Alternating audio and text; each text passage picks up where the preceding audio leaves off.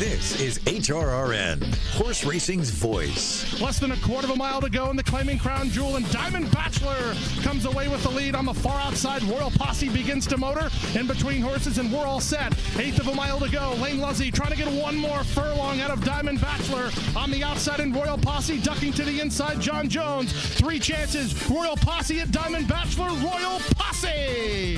Here's racing's newest millionaire and a back-to-back winner of the Claiming Crown Jewel. Frosted Grace has taken the lead from King's Ovation. Moving up in between horses, here comes Money Supply with a strong run, and Money Supply going for the final 16th. Luigi Spirit on the far outside, it's Money Supply, and Gerald Flubberry, Money Supply in the Jewel by 2. Welcome to the Equine Forum, presented by TwinSpires. In the center of the track, Flatter This continues to run on. Dominant Jeans, Flatter This. Parents Honor slips through on the inside. Here comes Parents Honor now. And Alan Garcia, and they get through late to win the Claiming Crown Jewel. The rail is open for Rich Daddy as they get to the top horses. Aztec Sense for the lead. Rich Daddy through on the fence to try to kick with him down the center and race me home. Zulu is next. In deep stretch, it's Aztec Sense for the lead. Rich Daddy takes another run at him. Aztec Sense, Rich Daddy. It's Aztec Sense in the Jewel. Now here's Mike Penna. Good morning once again, everyone. Mike Penna, Baron of the Backstretch, saying welcome to the show that launched a network. It is the Equine Forum, and it's all presented by TwinSpires, and all right here on the Horse Racing Radio Network. As always, you are listening on Sirius 162, XM 207, our affiliates in Lexington, Louisville, and across the country, streaming worldwide and podcast on our website, horseracingradio.net, or wherever you listen to your podcast. The first Saturday in May is still 24 weeks away, but all eyes are going to be on Churchill Downs on this third Saturday in November later today. 26 years ago, the National HBPA and TOBA, the Thoroughbred Owners and Breeders Association, teamed up with the Minnesota HBPA to launch an event at Canterbury Park in Shakopee, Minnesota, which would be called the Claiming Crown. The special day, it was always designed to recognize and celebrate horse racing's blue-collar horses. And it remained at Canterbury for 10 of the first 12 seasons, and although it rotated to various homes over the years, the mission remains the same. Recognize and celebrate the horses and connections which fill up the entry boxes at tracks across the country day in and day out throughout the year. Recognize and celebrate the teams surrounding those horses, which don't typically find themselves in the spotlight, oftentimes overshadowed by their counterparts participating in stakes races on any given card. And for some, give them what could potentially be a once-in-a-lifetime opportunity to capture the pot of gold at the end of the rainbow, which lies in the lofty purses associated with this afternoon's Claiming Crown races. As my friend Sean Clancy always likes to say, this is a game built on hopes and dreams. And my goodness, he couldn't be more accurate. For the connections of those horses who are truly the backbone of our sport, dreams will become reality beneath the iconic TwinSpires of Churchill Downs later today. It is a special day of racing, and I'm going to spend plenty of time talking about the Claiming Crown. You just heard that wonderful montage put together by our producer, Lee Delapina, to open the show. So many top moments over the years. Eric Hamelback is the CEO of the National HBPA. He will join me 9 o'clock Eastern to begin hour number 2. You're going to hear from trainer Jeff Hiles, who is the trainer of Time for Trouble, looking to make history this afternoon and become the first horse to win 3 Claiming Crown races. If you recall, Time for Trouble ended up winning the Claiming Crown Iron Horse in both 2022 and 2023. Missed the races last year. He's back here in 2025 trying to do it again. It's a really cool story. I think you're going to enjoy that one. And Darin Zoccali is with TwinSpires. TwinSpires has put together a special Claiming Crown handicapping tournament offering 2 seats to the NHC in March in Las Vegas. You can participate in that by going to TwinSpires.com And it involves every race on the card. You also have the Chalukey, by the way, the Grade 3 Chalukey, which it's a grade of stakes. Usually that would be the signature event, the highlight of the entire card. It takes place earlier in the day because then we dive into all those Claiming Crown races. But you can bet on the Chalukey as part of this TwinSpires handicapping tournament. And you can go to TwinSpires.com to register right now. So all of that conversation pertaining to the Claiming Crown, you're also going to hear from Joe Kristufek. He has your TwinSpires triple play at the top of hour 3, 10 o'clock Eastern. Joe's going to give you 3 races to watch and wager on later today. Pretty sure all 3 are going to be coming from Churchill Downs. And then you have Kurt Becker, Stroll Through Racing History, 10:20. Dale and Tim. Dale Romans, Tim Wilkin joining me at 10:30 Eastern. Dale, how about that bomb that he dropped on everybody this past week? If you didn't see it coming, I didn't. Everybody thought I was in the know. I got so many messages that said, geez, that must have been a difficult secret to keep about Dale. Going to be running for Senate here in Kentucky. So that'll be interesting to welcome Dale to the program and talk to him about that decision, where this came from. I did not see it coming. I did not know. He didn't let me in on this one. So we'll get to that 10:30 Eastern. Other things coming your way. You're going to hear from Bret Jones of Airdrie Stud. He's going to walk through their stallion roster. But Airdrie welcomed 2 new stallions this year. One of those, Mystic Dan, arriving this past week. The Kentucky Derby winner now has a new home in the Bluegrass. And we'll look for young Mystic Dan's getting to the races here in a couple of years. Jonathan's Way, another new stallion at Airdrie. Bret will look back and he'll tell you how both of those deals came together and how he now has 2 Kentucky Derby winners standing at Airdrie. Mystic Dan joins Mage out there as well. And if you want to talk about history being made, I talked about Time for Trouble. How about what we saw on November 3rd, the Monday after the Breeders' Cup, in the Melbourne Cup in Australia, one of those real bucket list items on my list. Never had the chance to go. I remember watching the movie Far Lap years ago. And the big Australian champion who came to the U.S., ran in the first 100 grander, all those types of things. But he was so dominant down under that they decided to bring him here. And ever since then, I became hooked on Australian racing and the Melbourne Cup, and I always wanted to be part of it. Well, didn't get to this year, but Joe Robinson, who is the assistant trainer for Pin Oak Stud, and Parchment Party, who is trained by Bill Mott, did get to be part of the entire celebration because Parchment Party became the first American-based horse to compete in the Melbourne Cup. Made the journey, and it was a long journey. She talks about that. Had a chance to visit with her earlier this week. I think you're really going to enjoy that conversation coming up right around 8:35 Eastern Time. So stay tuned there. So a lot of things to get to for you here this morning. My poll question pertains to the Claiming Crown. And I mentioned that the Claiming Crown has had many homes over the years. Should the Claiming Crown be run at Churchill Downs every year? Seems like a pretty good fit, right? Great spot on the calendar. You have the history of Churchill Downs, which is a big deal for a lot of those connections. So that's the poll question. Should the Claiming Crown be run at Churchill Downs every year? 2 choices. Let's keep it simple. Yes, it's the perfect venue. Or no, it should rotate. Maybe you feel like I do about Breeders' Cup. The Breeders' Cup should not be in Southern California every year. Shouldn't be in Kentucky every year. Shouldn't be in New York every year. Whatever the case might be. It should rotate. That was the whole concept behind the Breeders' Cup when it was launched by John Gaines all those years ago. It should rotate. Maybe you feel the same way about the Claiming Crown. Or maybe you just love it at Churchill. You think, okay, perfect spot for it. Easy to get to for most of the connections who are coming from all over the country.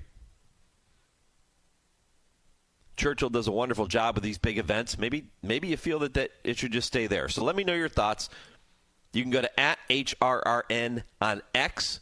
You can go to Horse Racing Radio Network on Facebook. And if you don't do social media, email your thoughts to me. Mike at horseracingradio.net. Should the Claiming Crown be run at Churchill Downs every year? Yes, it's the perfect venue. No, it should rotate. That's the poll question. Time now to check in with our producer, Lee Delapina, who has this week's Impossible Trivia question. Lee? Thank you, Mike. Which future Hall of Fame horse was purchased in a 1943 maiden claiming race at Belmont Park for just $1,500 and went on to become the richest racehorse in America at the time of his retirement? No Googling. We'll give out the answer at the end of the show. Yep, the answer comes your way, 10:55 Eastern. Challenge yourself, see if you can get that one right. Today's Impossible Trivia question. All right, coming up next, you're going to hear from Bret Jones, the president of Airdrie Stud, talking about Mystic Dan, Jonathan's Way, and some of the other stallions who are calling Airdrie home. It's spectacular. This is the Equine Forum, presented by TwinSpires on HRRN, horse racing's voice.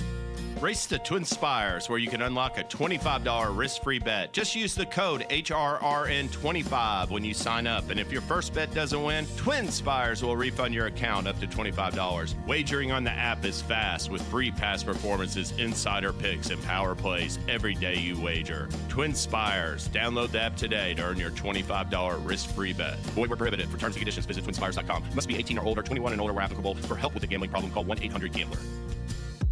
Send your mare to Maryland. After she foals here, breed to one of our stallions, and your 2025 foal is eligible to be a registered Maryland bred, giving you the opportunity to earn significant bonuses. And beginning with 2-year-olds of 2025, Maryland bred and Maryland sired horses will earn 40% higher breeder bonuses than out-of-state sired runners. Maryland, a foundation of greatness, a bright future ahead. Learn more at MarylandThoroughbred.com. A Keeneland session topper from the first crop of the all-conquering Vekoma. Jonathan's Way was touted by purchaser John Moynihan as, quote, one of the best-looking horses you'll ever lay your eyes on. Out of an undefeated stakes-winning juvenile daughter of Indian Charlie, Jonathan's Way is a complete outcross through his first 5 generations and comes from the immediate female family of the great Dynaformer. Brilliantly talented with the pedigree and physical makeup to be commercial dynamite. Jonathan's Way, a future stallion star, standing at Airdrie Stud. Think about it. You're listening to the Equine Forum on HRRN, presented by TwinSpires. Jonathan's Way in front with a furlong to go. Jacoso put in a bid. Down the center, Owen Almighty runs up into second. 16th to catch Jonathan's Way. Clear by 3. Owen Almighty chasing Jonathan's Way, who's a big winner by 4 in the end. And Mystic Dan is now cut through on the inside. It is Mystic Dan down toward the inside with the lead of the final 16. Forever Young. Sierra Leone is coming. These 3 setting on the wire. Who's it going to be?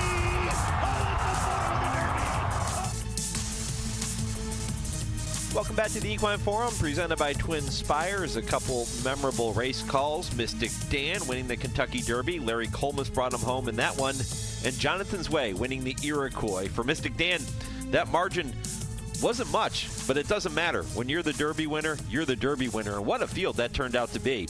Mystic Dan, Jonathan's Way, now on their way to their new home. They moved in this past week, and really excited to talk about both of those horses who are now standing stud at Airdrie. And Bret Jones is the president of Airdrie Stud. He joins me here on the Equine Forum. Bret, good morning. Congratulations on these 2 new additions. Hey, Mike. Good morning. Thank you very much. That call of Mystic Dan, let me start with him because he's the Derby winner. He gets top billing. That call from Larry was fantastic. And you look at the horses that he beat that day, that turned out to be one heck of a Kentucky Derby field. Yeah, well, I giggled a little bit there when you brought it up, and Larry will be mad at me for saying this, but Larry actually missed the horse at the top of the stretch there.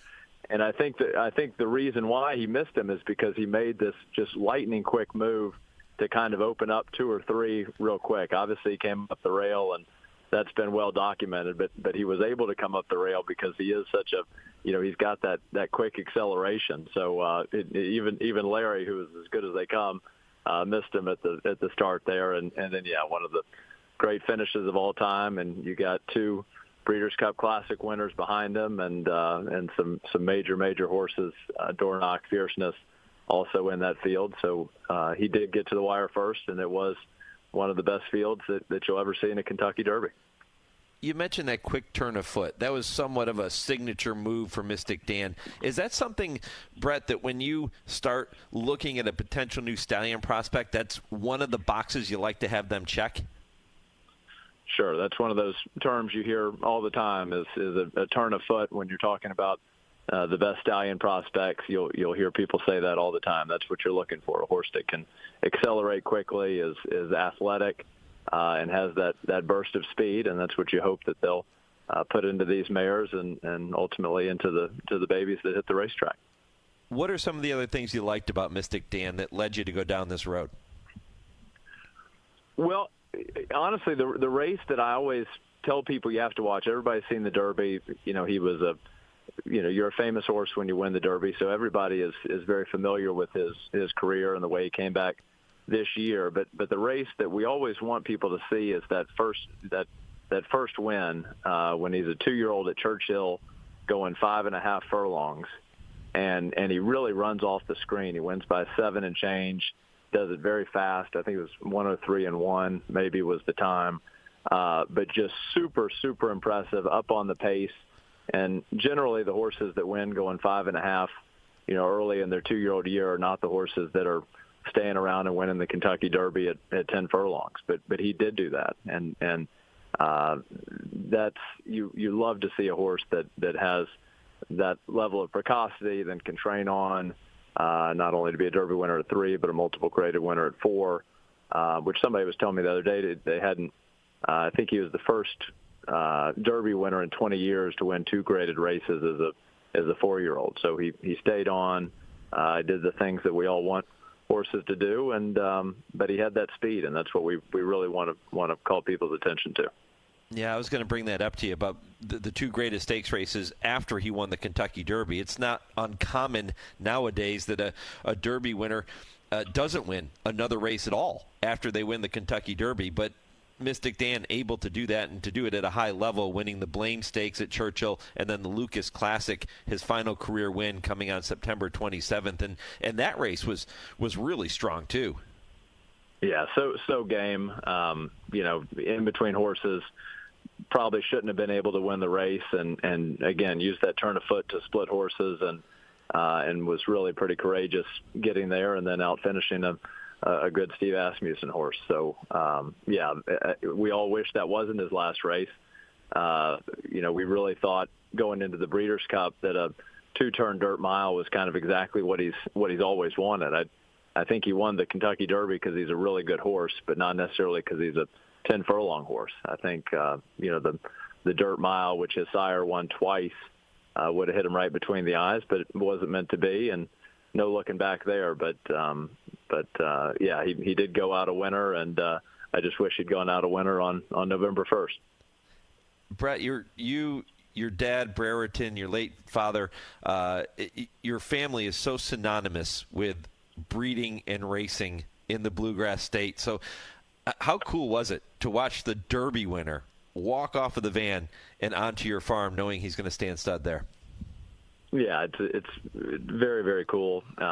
We've been lucky to be able to do it twice, the last few years, bringing in Mage and Mystic Dan. And when you walk into the barn and you see them, across the aisle from one another, it pumps you up. And, it's what we're all trying to do is to catch that lightning in a bottle. And the Derby is the greatest example of that. It is our greatest race. And, to have 2 winners is very cool, and it brings a lot of people to the barn.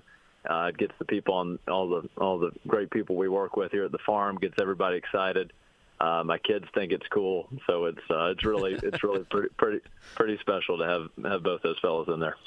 Mage has been extremely popular too with breeders already.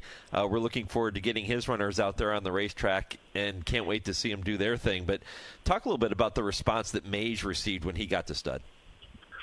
Well, he filled up immediately, which was great, and that's the first step. And then the second step is seeing what kind of babies you're going to get. And he has just had a really fabulous first sale. The November sale that just concluded came out of there with a really, really strong 6-figure average. Had a couple of individuals bring $310,000. Had another nice colt bring $220,000. I can't remember the number of six-figure horses he had, but it was double digits over this sales season. So he is getting these really, really nice babies. They get you excited, and there's every reason to think that they're going to run fast because he was a super, super talented horse and obviously one of the best pedigrees that really we've ever seen when you talk about a mare like Puka and the three horses that she's produced. So it's all there. Genetically, it's there. Talent-wise, it's there. He's getting those good athletic bodies, and time will tell whether he can take that next step, but he sure seems positioned to do so. Well, as you can expect, the winners of the Kentucky Derby, when they retire to stud, are going to get a ton of attention. But Jonathan's Way is a horse that early on in his career, he stamped himself as one of the horses to beat on the road to the Kentucky Derby. He won the Iroquois. We heard that call coming out of the break from Travis Stone. Then went on, ran in the Breeders' Cup Juvenile, and then came back and was second in the Kentucky Jockey Club Stakes before he ended up getting sick and unable to move on from there. But wow, what a talented runner this horse is. Yeah, that's exactly right, and that's what drew us to him is that talent that it was very obvious that he possessed. His first race at Saratoga was one of those 2-year-old races that kind of everybody's talking about. TDN Rising Star, back early, didn't break well, circled the field, ran away. Just really, really impressive. Then came back and, as you said, won the Iroquois very easily over a really good group. And at that point, I think kind of he was on everybody's radar as a major horse. And finished the season well. They're thinking, we've got a great 3-year-old, Richard Rigney, his team with Phil Bauer. Talking to those guys, they were as high on him as you can be on a horse. And, they had the really, really bad luck of the horse getting an infection and then having some complications with the meds that were administered. And he got very, as you said, Mike, very, very sick, really was fighting for his life for a time period there and just was never able to come back from that. So it really was a horrible set of circumstances for that team. But they never stopped believing in the horse's talent, and we felt the same way. So we were able to partner with Richard. It's a 50-50 deal. We're supporting him in a major way, and Richard is also super supportive, sending some really nice mares to him. So we're going to go at this thing and give the horse the opportunity that unfortunately he didn't get in his 3-year-old season. Are the mares that you send to Jonathan's Way maybe different in some way than the mares you will send to Mystic Dan? Yeah, there's so many different factors there. Thankfully, both of them are really good individuals. They're easy to breed to. They both don't have Jonathan's Way is a complete outcross, as is Mystic Dan, I believe. So they're easy genetically to get to. They're easy, and that they're both just really well balanced. What I love, medium-sized sires, so both will. We'll be in the coming weeks putting our mare list together, see who works best genetically with them, who works best physically with them, and doing everything we can to try to get some nice babies from those mares. Talking with Bret Jones, he is the president of Airdrie Stud, the new home for Kentucky Derby winner Mystic Dan, who joins Derby winner Mage, who is already there, and of course Jonathan's Way, whom we are just talking about here on the program. Let's talk about just a couple of the others that are getting a lot of attention right now. One of those, Bret, is Complexity. What's going on with him? He's gotten off to a really tremendous start, and he continues to keep it rolling. Yeah, he's really gotten off to one of the best starts of any stallion we've had. Really, I mean, he's had from his first crop of 3-year-olds, he's had 10 stakes winners already from that crop. If we've had that with another stallion, I honestly don't remember it. And then the next crop, you always want to see how the next crop's going to do. And he's already had a really nice graded stakes winner up in New York who competed in the Breeders' Cup. He's had a super impressive TDN Rising Star at Keeneland. So that next group is giving you hope that this thing will keep going. And he bred a great book of mares last year. He'll do the same this year at $20,000 stud fee, and he's really positioned himself well going forward. talk a little bit about the approach, the Airdrie approach, I'll call it. I know when I used to do the programs, when I first started the show 22 years ago, and Bret, you'll recall, we would come out to the farm and we would sit there with you and your dad, and we would host this program, myself and my former partner, Pete Koulis, and we would host the show from the farm. And we would always get into a conversation about the Airdrie philosophy and the approach to the business, which is a little bit, I'll call it old school. And you've continued on with that.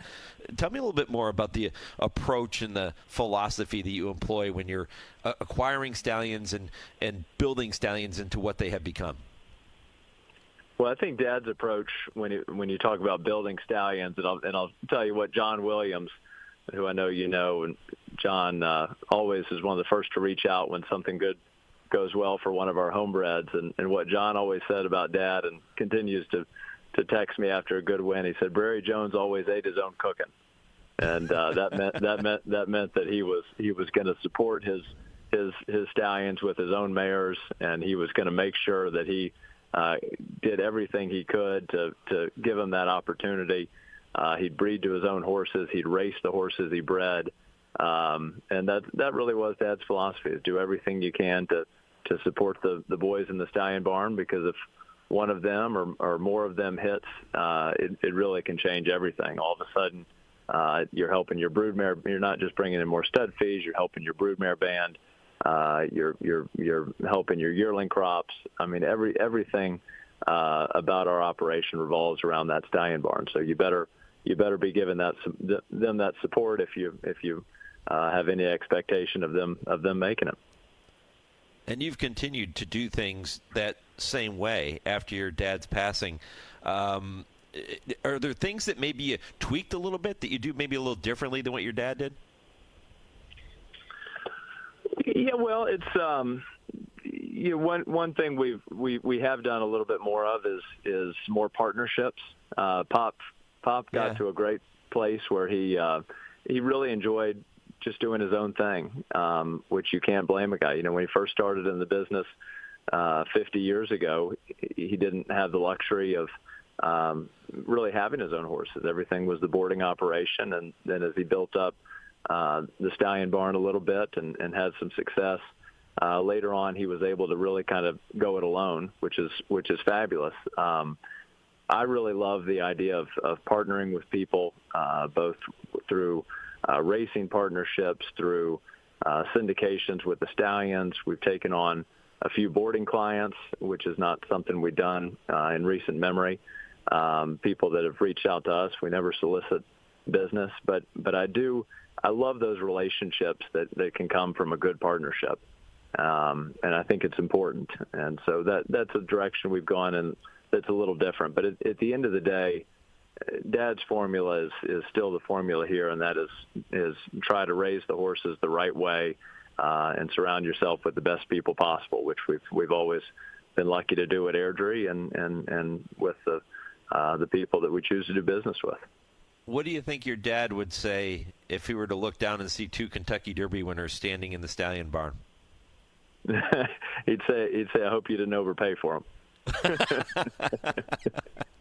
No, he would love it, Mike. It's and of course I think about that all the time, and think about what he would be thinking, and when Mystic Dan came in on Sunday morning and I had all my kids there and my wife and the horse is walking in, you better believe I was thinking about Pop more than a few times that morning. No, I'm sure he's very proud, and I know he's smiling down, and he's happy to see Mystic Dan, Mage, and all the other stallions and the success that they continue to have at Airdrie Stud. If you want to learn more about the stallions, we could have gone through each and every one of them, but you can go to their website. You can read the news updates. You can see the videos. It's great. AirdrieStud.com is the place to go. Bret, I really appreciate the visit, as always. It's been great to talk about these Derby winners and so many of the other stallions, and all the best going forward, my friend. Mike, you know how much we appreciate it, buddy. Thank you for everything. Look forward to talking soon. Yeah, keep it rolling. That is Bret Jones, president of Airdrie Stud. And by the way, if you're going to be in town and you're going to be looking at stallions, which so many of you are going to, starting to get ready for the breeding season here, which is really getting ready to ramp up, make sure if you're in town for any reason, maybe even a UK basketball game, you stop by Tony's of Lexington and you enjoy an incredible meal. I tell you about it every single week here on the program. I've been doing it for years. It is the greatest steak you're going to have anywhere. I promise you. You won't find one better in Kentucky. You won't find one better in the Midwest. You're not going to find one better in the United States. And we've traveled all over the world, and I've yet to find one that tops Tony's. And I don't just say that because they support us here on the program. I went to Tony. I said, Tony, these steaks are so good. Let me talk about you on my radio show. I'd love to help you get the word out. And I think you'll enjoy it so much if you go there. Tony's of Lexington, they're on Main Street, right behind Rupp Arena. Go in there, you tell them the Baron sent you in and told you to say hello, and they will take wonderful care of you. I promise you that. Tony's of Lexington. All right, time now for your Legends of the Turf segment, a short commercial break. And when I come back, we're gonna look back on the Melbourne Cup, which is run right after the Breeders' Cup, the Monday after the Breeders' Cup. We're going to look back on that race and a horse named Parchment Party, owned by Pin Oak Stud. You're going to hear from Joe Robinson, who is the assistant trainer at Pin Oak. She was there in Melbourne for the Melbourne Cup. Cool stuff. We'll talk about that next, right after your Legends of the Turf and this short commercial break. On September 27, 1947, over a distance of 1 1/4 miles out of the chute at the top of Belmont Park's backstretch, the long-awaited match race between Warren Wright's Armed and the King Ranch's Assault was about to unfold before an enormous throng on hand at the Grand Lady of Long Island as Belmont was off the monocard. This was anticipated, expected, and billed to be, rightly so I might add, a classic confrontation of the turf.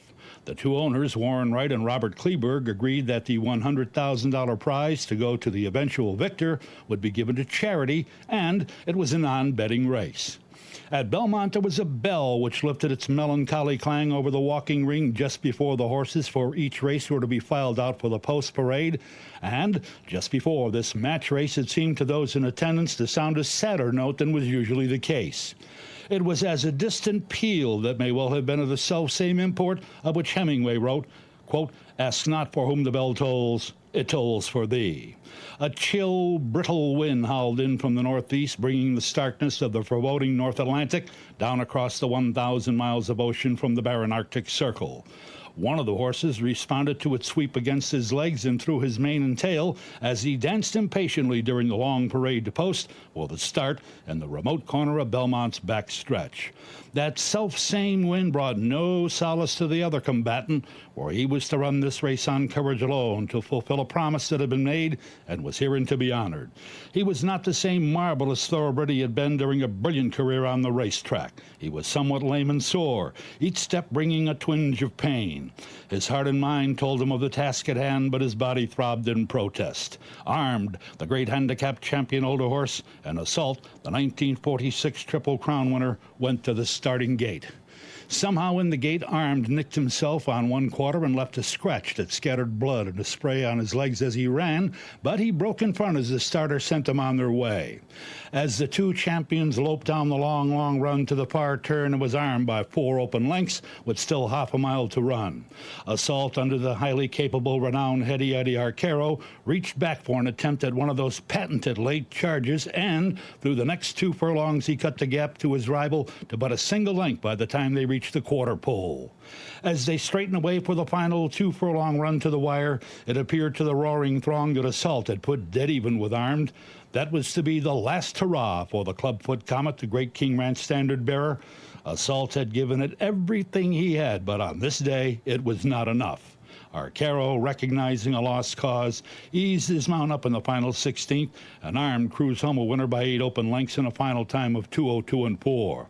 Assault, the club-footed darling of the racing public, had been given it his all, but had for the last time faced the relentless challenge of the racetrack. After the race, while cooling out on the backstretch, his trainer Max Hirsch looked at the game champion and with a wistful look in his eyes said, quote, "There's never been another horse like him." An observer who had taken in that dramatic scene turned while leaving to glance back for one final look at Assault, who was standing with his big soft eyes blinking in the autumn twilight, and softly and fondly said, "So long, champ." It was indeed a great moment in thoroughbred racing. Race to TwinSpires, where you can unlock a $25 risk-free bet. Just use the code HRRN25 when you sign up. And if your first bet doesn't win, TwinSpires will refund your account up to $25. Wagering on the app is fast with free past performances, insider picks, and power plays every day you wager. TwinSpires. Download the app today to earn your $25 risk-free bet. Void where prohibited. For terms and conditions, visit TwinSpires.com. Must be 18 or older, 21 and older where applicable. For help with a gambling problem, call 1-800-GAMBLER. It's time now to shine the spotlight on the Darley Taking the Reins Performer of the Week. Hip number 257 by Cody's Wish, the first crop for that 11-time winner in 16 starts. Horse of the Year, $3 million. First crop for him. Volume 60, hit volume 50, now 60, 60, 50, now 60, where volume 50, 60, said no, thank you, volume 50, and I have Mitchell, 550,000.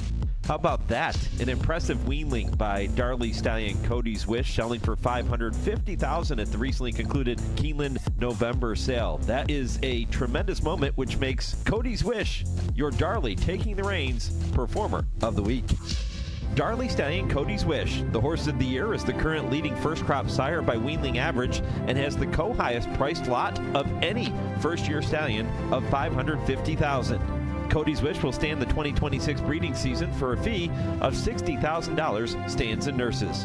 Learn more about Cody's Wish and all the Darley stallions by visiting DarleyAmerica.com.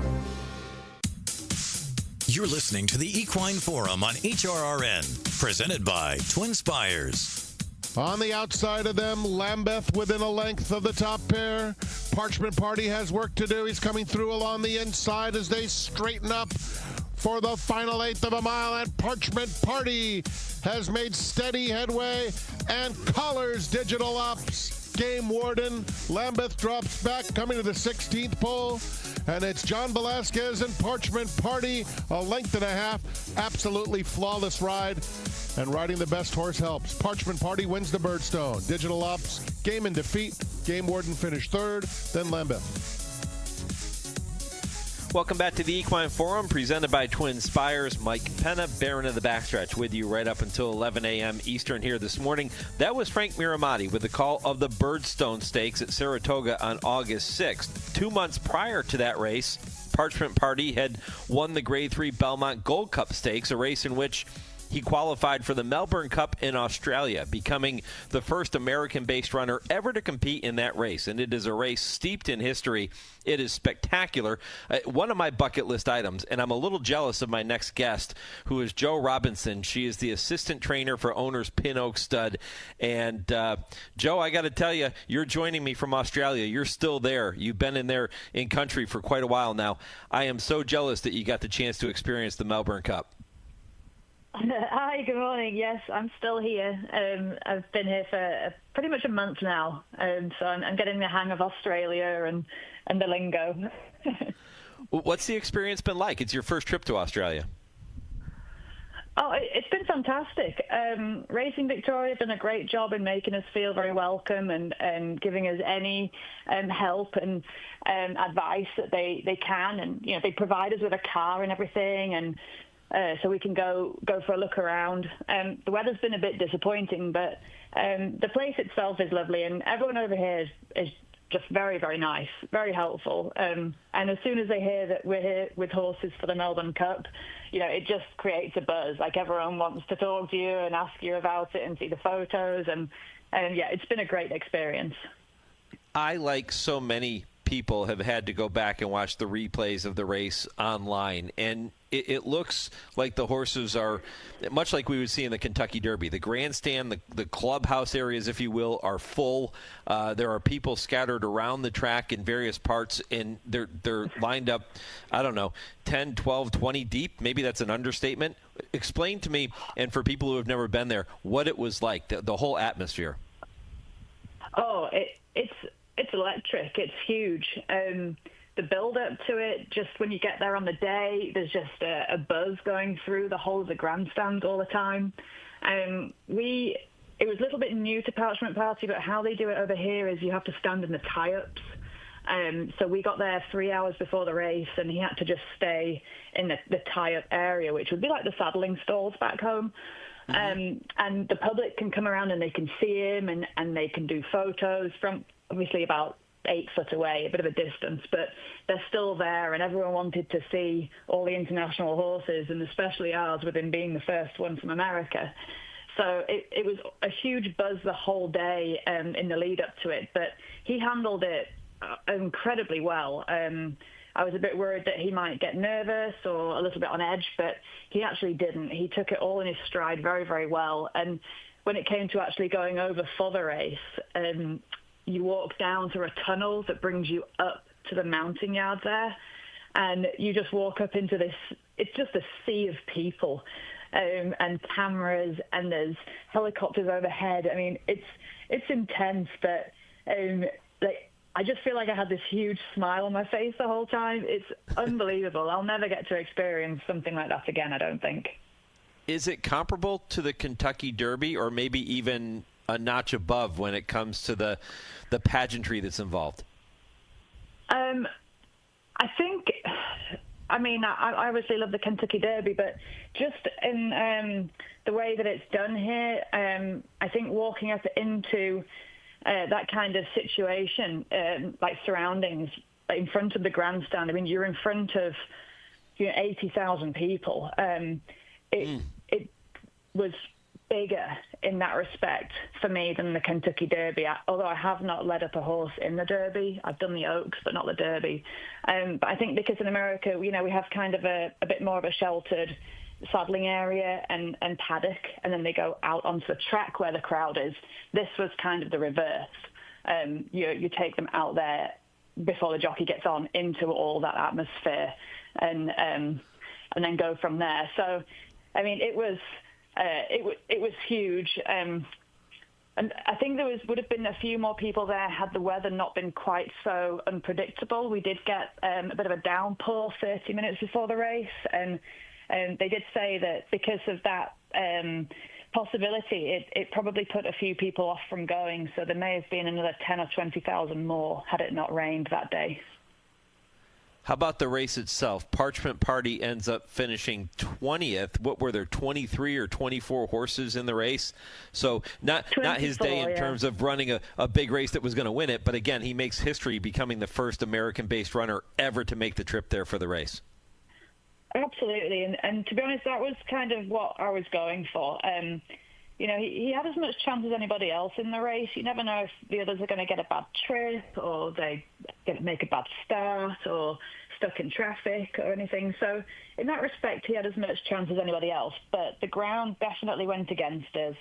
And, I mean, we knew coming out here it wasn't going to be his ideal race. Of course, he likes the dirt. That's his, his preferred surface. So to come out here for a turf race was always going to be a shot in the dark. But we wanted to show that it's possible, and if you've got the right horse, he handled everything else in regards to the trip perfectly. So we had the right horse in that respect, just the wrong horse for the surface that it turned out to be.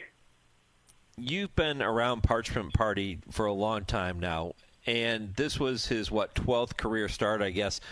What is it about Parchment Party that makes him so special? He's very versatile, and he's a very happy horse. He loves to train. I'm still actually keeping him ticking over now until we leave, just because he loves to train. He loves to go out there. He's very he does everything asked of him. He's very big, and you just kind of feel great sat up there on him. You feel like you're on this, a superstar. And I mean, he might not be a world beater in terms of, winning derbies and cups and everything here and there, but he's actually just a very straightforward, easygoing, nice horse to be around. He's lovely in his stall. He does tricks. I have no concerns going in there with him and doing anything whilst, he's in there, or tacking him up or doing anything. He's just a very nice horse to be around. He'll make somebody. What kind of tricks does he do?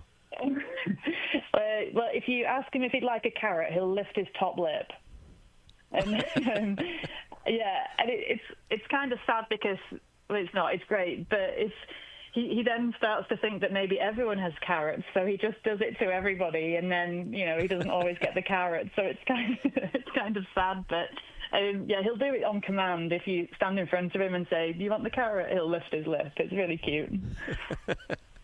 Talking with Jo Robinson. She is the assistant trainer at Pin Oaks, the owners of Parchment Party, who made history on November 3rd. If you missed it, it was November 3rd, the Monday after the Breeders' Cup, when he competed in the Melbourne Cup in Australia, the first American-based horse ever to do so. Joe, what's involved with shipping a horse from America to Australia? Oh, a lot of planning, I found out. He had to go through a lot of veterinary protocols before we even got to the shipping part. Lots of tests, lameness exams, all sorts, just to make sure that he was 100% healthy and sound to make the trip.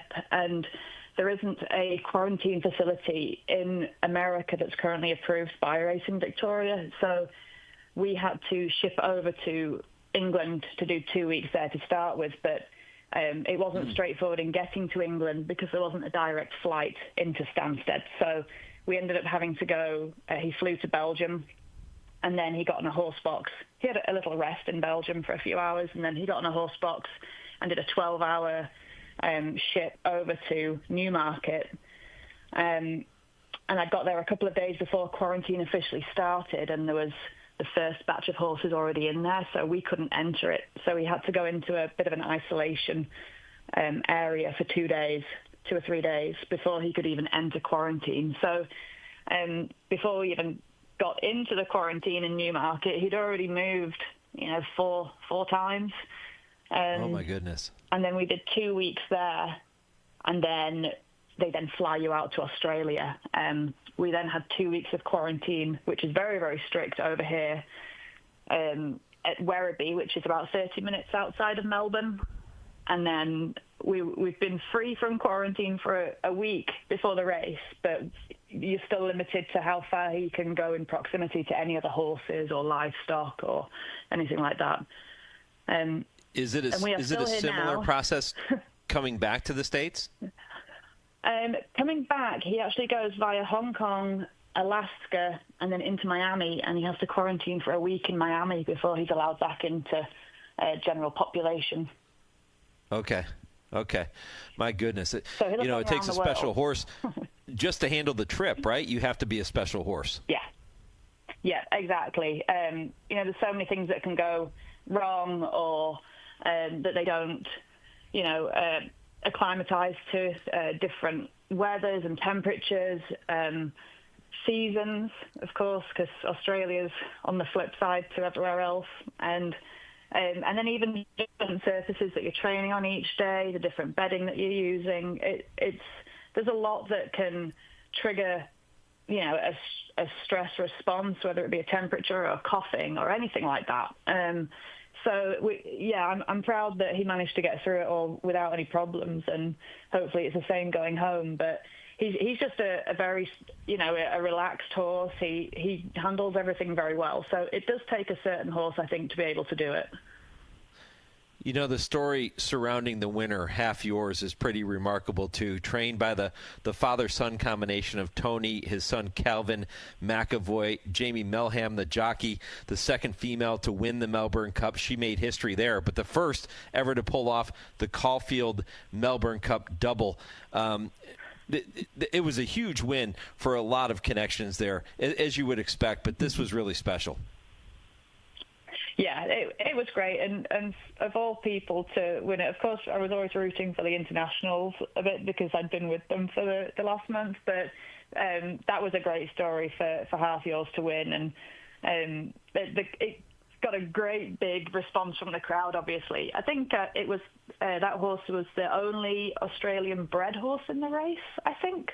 I heard that. I might be wrong, but it was great, and for Jamie, I think that the previous female winner was 10 years, and so it had been a 10-year break since another female had won. So that was great.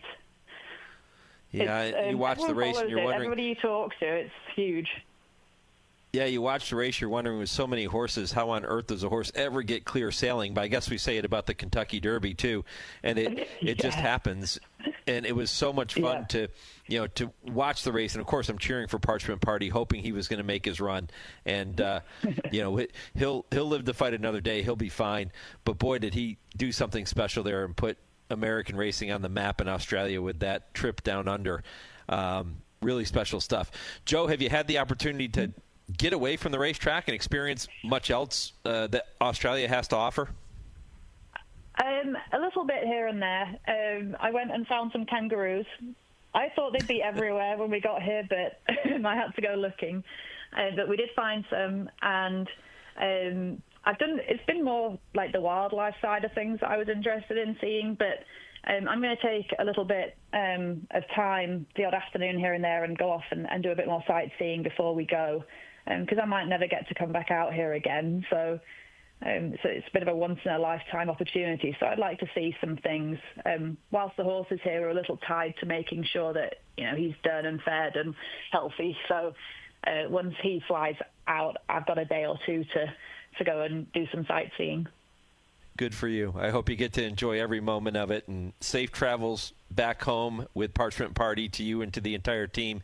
And can't wait to see him back in action down the road again. And wonderful stuff. I really appreciate you taking time to join me live from Australia here this morning. Really cool stuff. Thank you very much. It's been great. Thank you.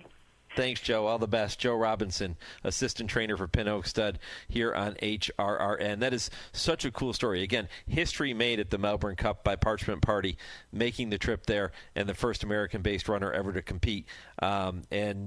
And it's something that I think you may see more of down the road, especially with that partnership now with the Belmont Gold Cup. Hopefully we see more horses come out of that race, earn an automatic bid, and take advantage of it and make the trip there. If nothing else, just for the trip to Australia. My goodness. And Joe going out and finding kangaroos. I love it. I love it.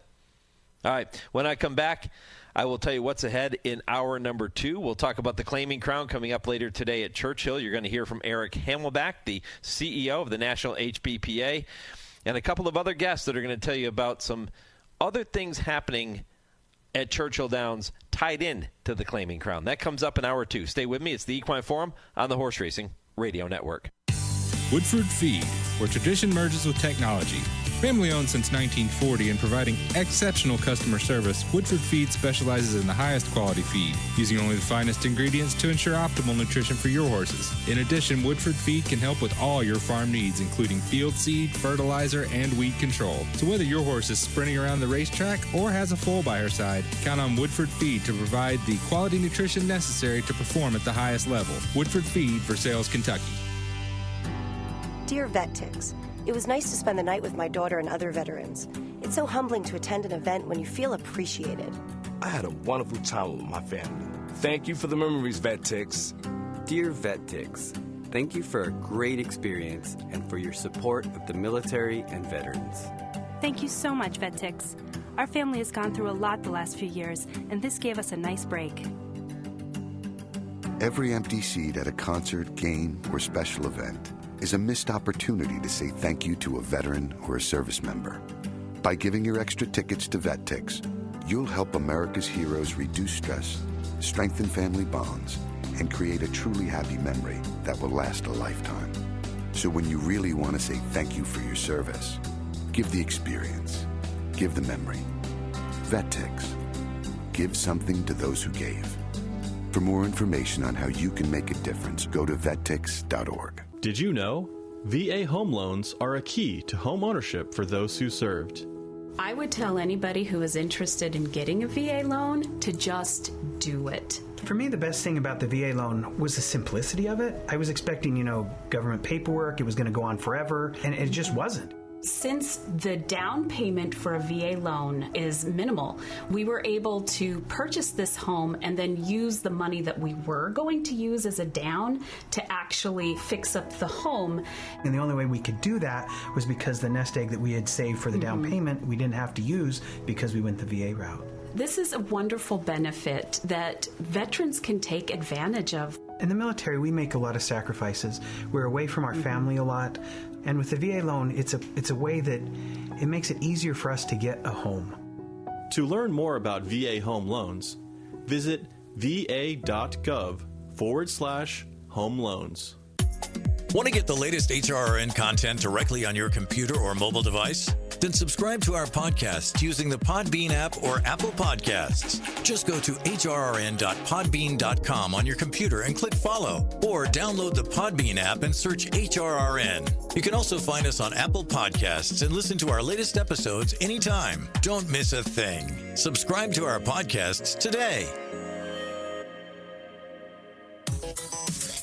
You're listening to the Equine Forum on HRRN, presented by TwinSpires.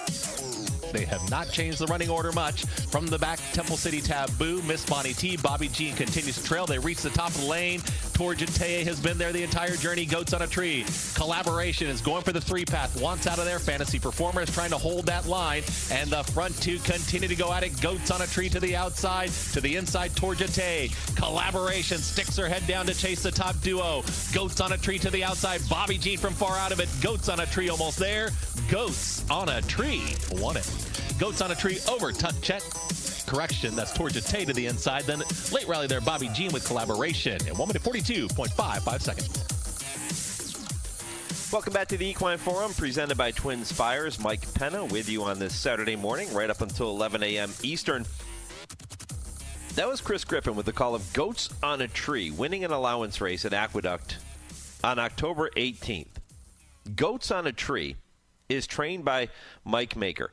Nobody, when you talk about the Claiming Crown, nobody has come close to Mike Maker in terms of number of wins. He has 22 Claiming Crown victories coming into this year. Goats on a Tree, who runs in the Tierra, can give him another one. He has actually 4 horses entered in 3 separate Claiming Crown races. But his 22 wins are well out in front of the competition. Scott Lake is in second. He has 9. Safi Joseph Jr., who you'll see represented later today, has 5. Steve Asmussen, who's won more races than any trainer in the history of the sport, has won 4 Claiming Crown races. And Joe Sharp, who has a whole bunch of horses entered later today at Churchill, is tied with Jeff Hiles with 3. Jeff Hiles coming up later in the program. It's a really cool story, too, about Goats on a Tree and how Goats on a Tree got his name. Goats on a Tree in Morocco. Now, the National HBPA, I didn't research this. This is in a press release sent out by the National HBPA this week. They've been really on top of it with sending out information pertaining to a lot of the horses. In Morocco, apparently goats climb up the gnarly limbs of the argan trees to eat their fruit. And according to what they said, argan trees are native to Morocco and parts of Algiers, and they can live up to 450 years with their oil-rich seeds coveted for culinary and cosmetic purposes.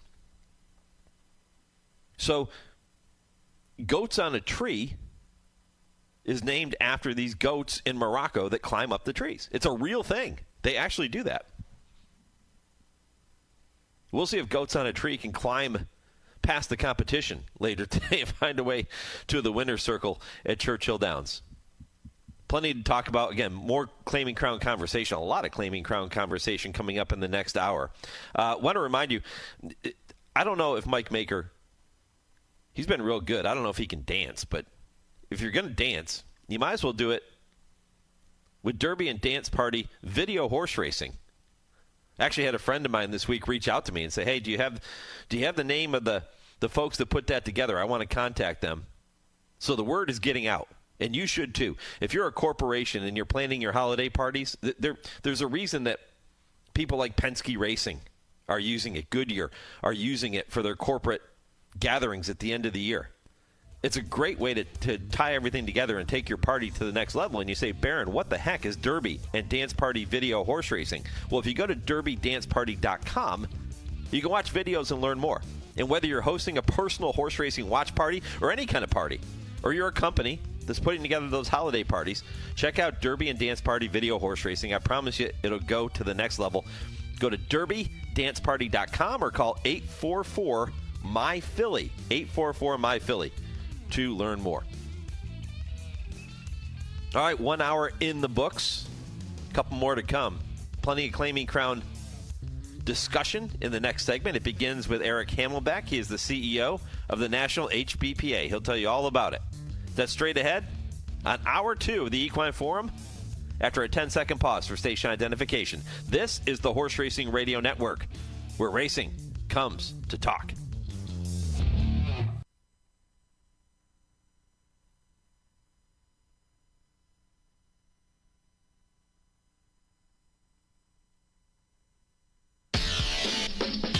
This is the Equine Forum, presented by TwinSpires.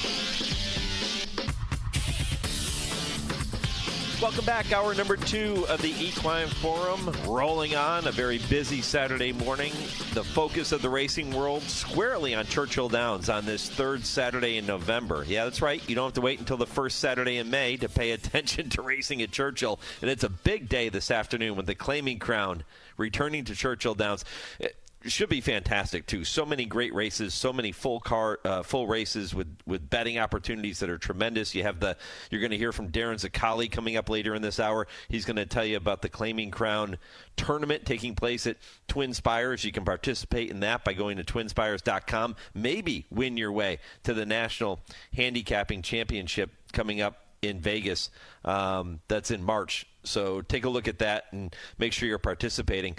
If you missed any portion of the first hour of the program, you missed quite a bit. That conversation with Bret Jones from Airdrie Stud, talking about now having 2 Kentucky Derby winners standing at Airdrie. And Joe Robinson of Pin Oak Stud joining me from Australia to talk about being there for the Melbourne Cup and Parchment Party making history as the first American-based horse to compete in the Melbourne Cup. Didn't go the way they wanted to in terms of the results of the race, but still history made and maybe a stepping stone now and paving the way for more American-based runners to take their shot in a race like the Melbourne Cup. Really special stuff. If you missed the impossible trivia question that we gave out at the top of the show, the answer comes your way at 10:55 Eastern. Here it is. Which future... Well, let me get that for you. Hold on. I had it in front of me, and then it disappeared. Which future Hall of Fame horse was purchased in a 1943 maiden claiming race at Belmont Park for just $1,500 and went on to become the richest racehorse in America at the time of his retirement? No Googling. The answer coming your way toward the end of the show. And the poll question before I get to my man Eric Hamelback from the National HBPA is this. The Claiming Crown being run at Churchill Downs this afternoon. Do you like it? Should the Claiming Crown be run at Churchill every year? 2 choices. Yes, it's the perfect venue, or no, it should rotate. A little bit like the Breeders' Cup. You can go to @HRRN on X to cast your vote. You can do that too, Horse Racing Radio Network on Facebook, or email the show, mike@horseracingradio.net. Well, earlier this week, I had the privilege to visit with Eric Hamelback, the CEO of the National HBPA. We talked about Claiming Crown and got into a few other things as well. Here it is for you. Eric, good morning. Hey, good morning, Mike. Appreciate you catching me early. Saturday's going to be a great day, but a busy day. So, but definitely wanted a chance to talk about this and let your audience know what a great day it's going to be. Okay, I'd be remiss if I didn't ask you for your thoughts on this poll question I threw out there. What do you think? I know you love it at Churchill. I know you're a New Orleans guy. You liked it at the fairgrounds. Should it rotate, or do you think Churchill's where it should be? I think we are where we need to be right now. Definitely putting you on the spot right off the bat. Yeah. I do love it at Churchill. I think logistically, it's a great place to be, and it's from a shipping standpoint. But right now, with the way things are going in Kentucky, we definitely have a commitment from Churchill. There's certainly no no negotiations to move anywhere at this time. So at least for this year and next year, we're definitely at Churchill, and then we'll figure out what happens in 2027. I opened the show by referencing the fact that the Claiming Crown began in Minnesota in 1999, and the concept is still the same even today. Honor the blue-collar horses of our sport, recognize the connections surrounding those horses, and then give them an opportunity that they might not get very often to chase the pot of gold at the end of the rainbow with a big purse. Talk about where the Claiming Crown is today and the way it's evolved over the years. Well, I think that since it's left Gulfstream shortly after COVID, which we actually did have a record handle that year, as is the case in a lot of folks betting during the COVID year, but I really wanted to kind of make it more and more, a marquee event, which I think it always has been, but really I've always felt it was the kickoff to the new season. I personally feel, and I think a lot of racing fans and people in the industry kind of see the Breeders' Cup as, the end of the season. We've gone through the Triple Crown. We've hit all the big races in Saratoga, Keeneland in the fall, and then you have that ending with the Breeders' Cup. And so I've always tried to approach the Claiming Crown as the start of the new season. And so I wanted to get it back to Churchill at some point, and so we were lucky enough to do that, because I think when you think about the Derby and the Triple Crown Trail, and then you go through that, you go to the Breeders' Cup, well, where's the start of the year, right? Everybody's going to start, typically talking about the run to the Derby for the next year. And so having it under the TwinSpires as a marquee event, which means the world to people who may not have normally gotten to Churchill, that was kind of what I, aspired to do. But in doing so, having the support of the Kentucky HBPA and the board with the purses, because the reality is the purse structure here in Kentucky is almost unmatched, and so having the ability to have really good purses for these races and to showcase these blue-collar individuals who have shined in what is the vast majority of racing, that's another benefit. And so, bringing the races here was a goal. We've got that. The other thing that I did ask the board and ultimately got approved from the board and Toba and Churchill was bringing another marquee race to the day. And so this year we've got the Grade 3 Chaluki, which will be the third race of the day on Saturday. Again, having another marquee race. So I would be honest and say I was trying to make sure that the horse players recognize today as a great event. I mean, aside from the fact that we've got 12.5 in each race as it stands right now, as we're taping, it's amazing.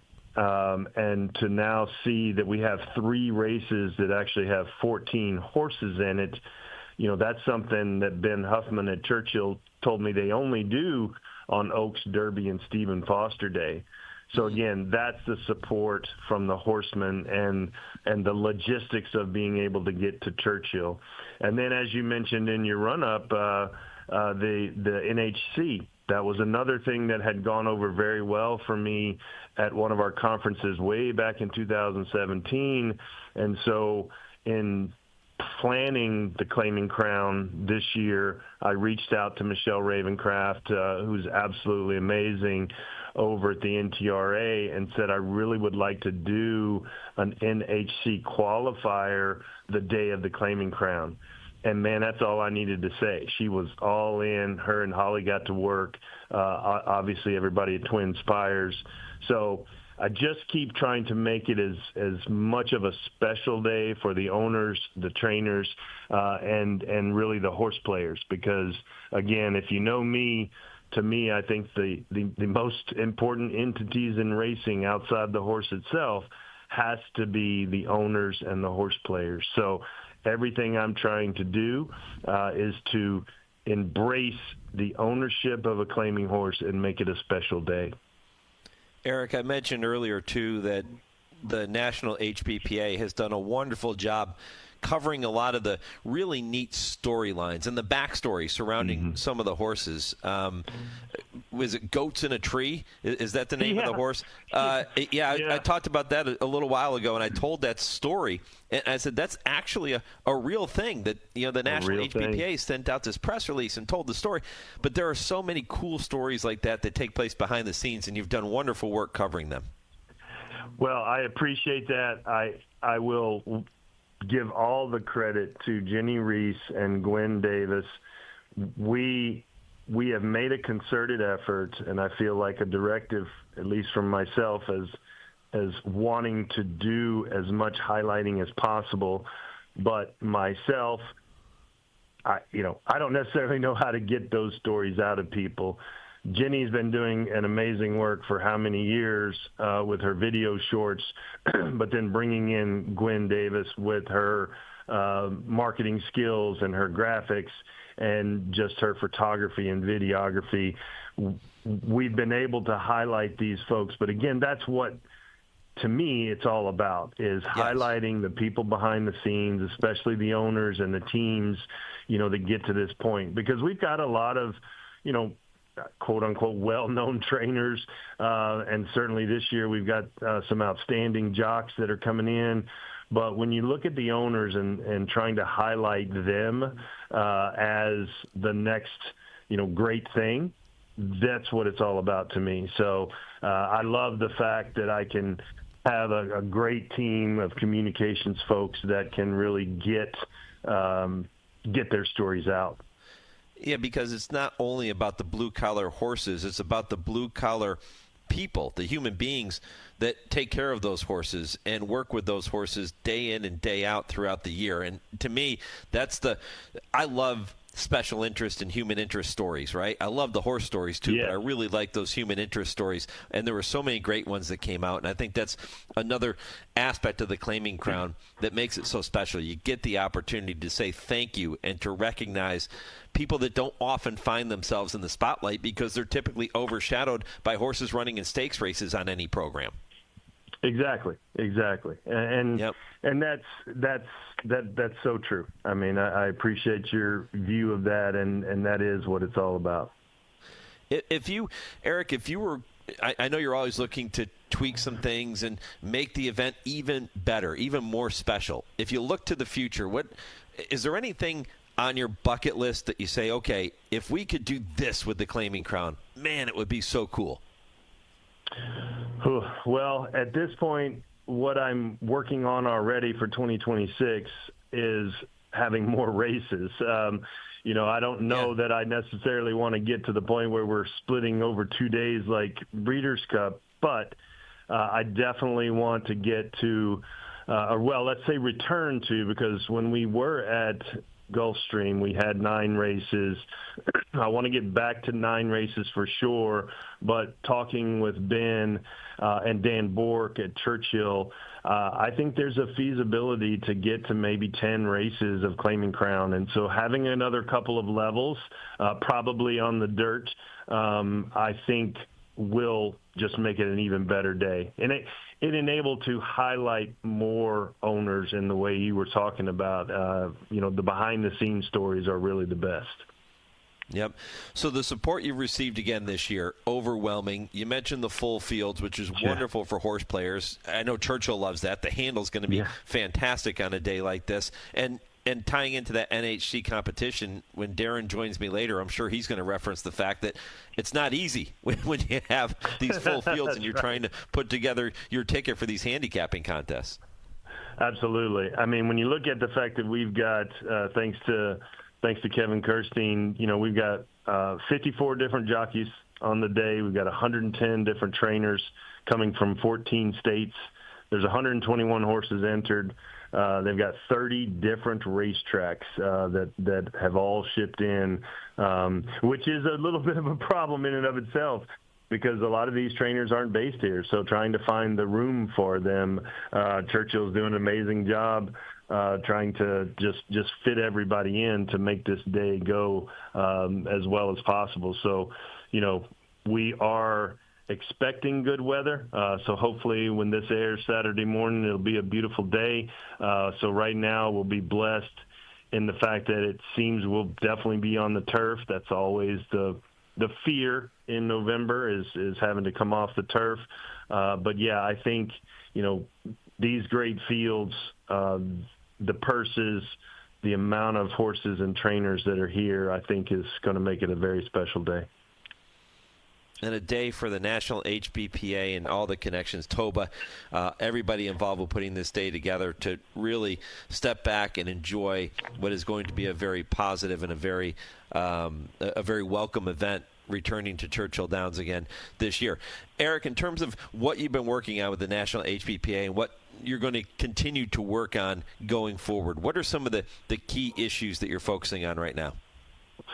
One of the biggest issues that's been on the forefront for the last couple of months, Mike, has been the workforce issues and trying to be in D.C. and on the Capitol to really lobby for the importance of our migrant workforce. Again, we are an organization that understands that the labor is very much needed, and we need to maintain a guest worker program that can help our trainers stay in business. Because the reality is, no matter how many times I get told we need non-American workers to continue our workforce on the backsides of racetracks and farms, for that matter.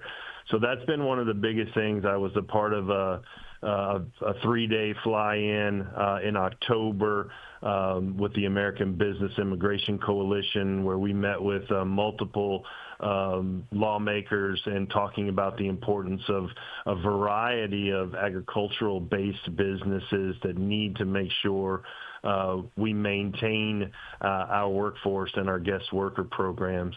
The other aspect that we continue to work on, obviously, with the Horse Racing Integrity and Safety Act being implemented, we continue to try to set the lawsuits aside. That's still going to follow through, but there are obvious things that we continue to try to work on to make things better. I've tried to meet with the FTC recently to encourage them to get some of the red-lined rules that have been sitting there done, because a lot of those red-line rules will actually help horsemen and make the program better.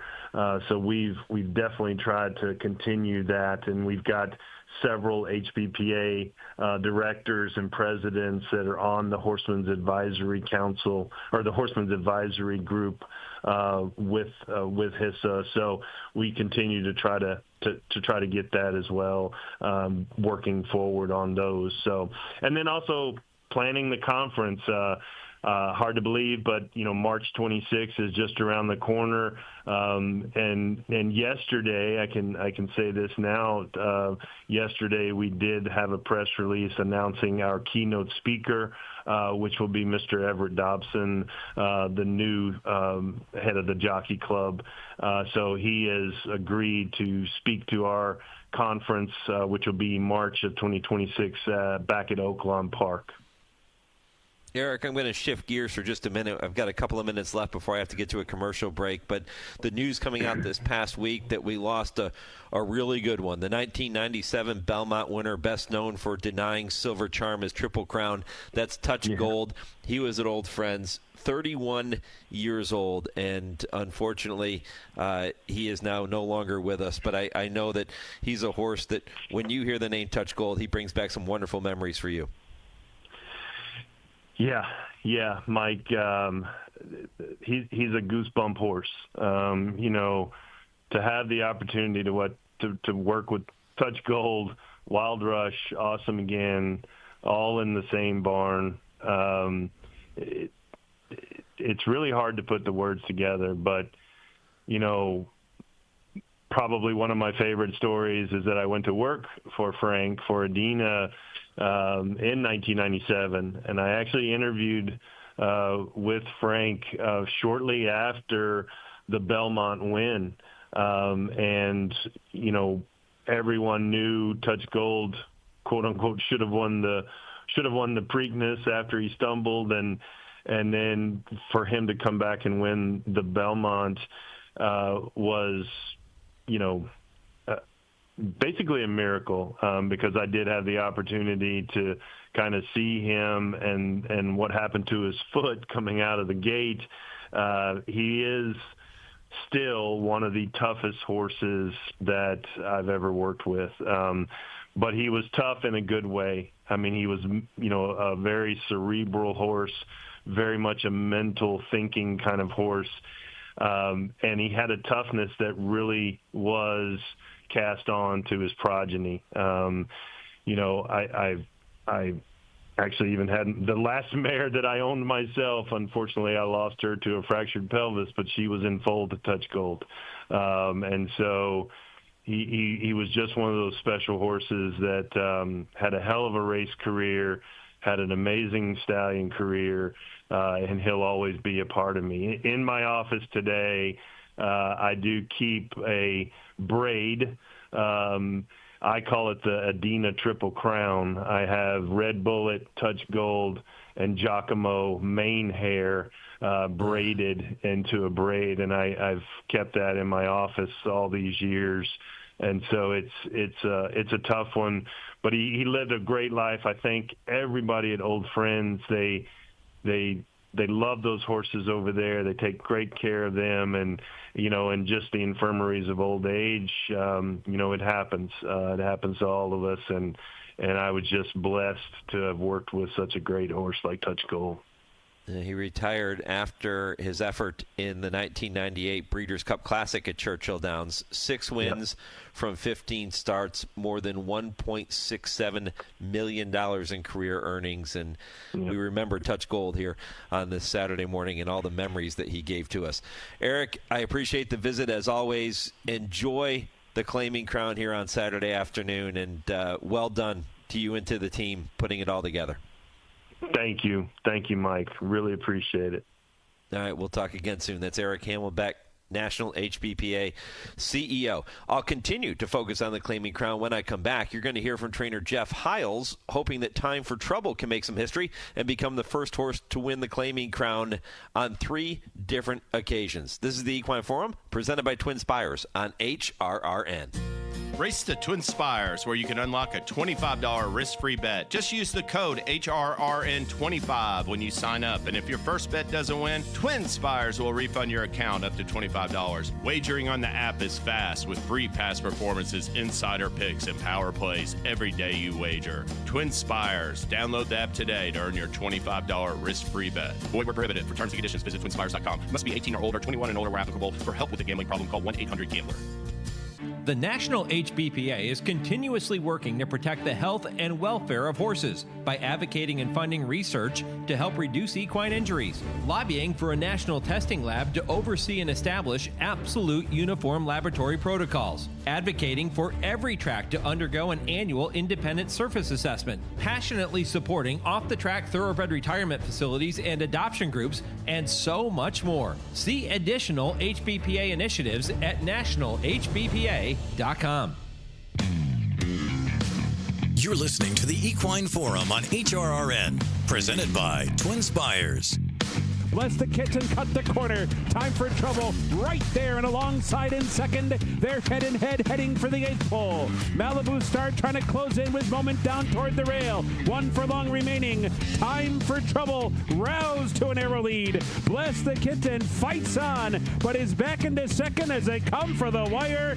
And Time for Trouble kicks away late and scores by 2.5. It's Coach Adams, Miss the Boat, Proverb on a spree, and here's Time for Trouble, who's rattling home for James Graham. Time for Trouble and Proverb. Time for Trouble came right over the top. Time for Trouble from Proverb. And a driving finish to the Iron Horse Kent Sterling Memorial. Back-to-back wins for Time for Trouble. You heard from Travis Stone. You heard from John Dooley. The Iron Horse Kent Sterling Memorial won by Time for Trouble in 2022 and 2023. He missed the event last year, and he's back here in 2025 to try to pull off the hat trick, and he would be the first horse to win 3 Claiming Crown races. So history potentially in the making, and that would be welcome news to his trainer, Jeff Hiles, who joins me now here on the Equine Forum. Jeff, good morning. Hey, how's it going? Good, man. On the doorstep of history. That's got a pretty good ring to it, huh? Yeah, it does. I don't think much about it, to be honest. These races are so hard to win, and I've been fortunate to win three years in a row with 2 different horses, and try not to get too excited, too high or too low, and just keep moving forward and keep that in the back of my mind. Yeah, your 3 wins are only 19 behind Mike Maker in Claiming Crown history. Yeah, well, a lot of people don't even get one, so I feel fortunate to have 3 of them. Yeah, I mean, I know Mike runs a lot of horses. He's got a big stable, but, man, put that into perspective. 22. You just talked about how hard it is to win 1. At 22, that's incredible. Yeah, you know, he has a great diverse barn. He has stakes horses all the way down to $5,000 claimers, and it's a great model to follow if you can. Yeah, it certainly is. Let's talk about Time for Trouble. His first 2 efforts in this particular race, sensational. He misses the races last year. Walk me through his journey over the past few years. Well, you know, we claimed him, I believe it was June of 2021 when we claimed him for $8,000. We won a 13-way shakes that day, which is very, very fortunate, especially for a horse to turn out like he has. We sat on him for a little bit and running back at Belterra Park, and they don't have it anymore, but they used to have a distance series over there.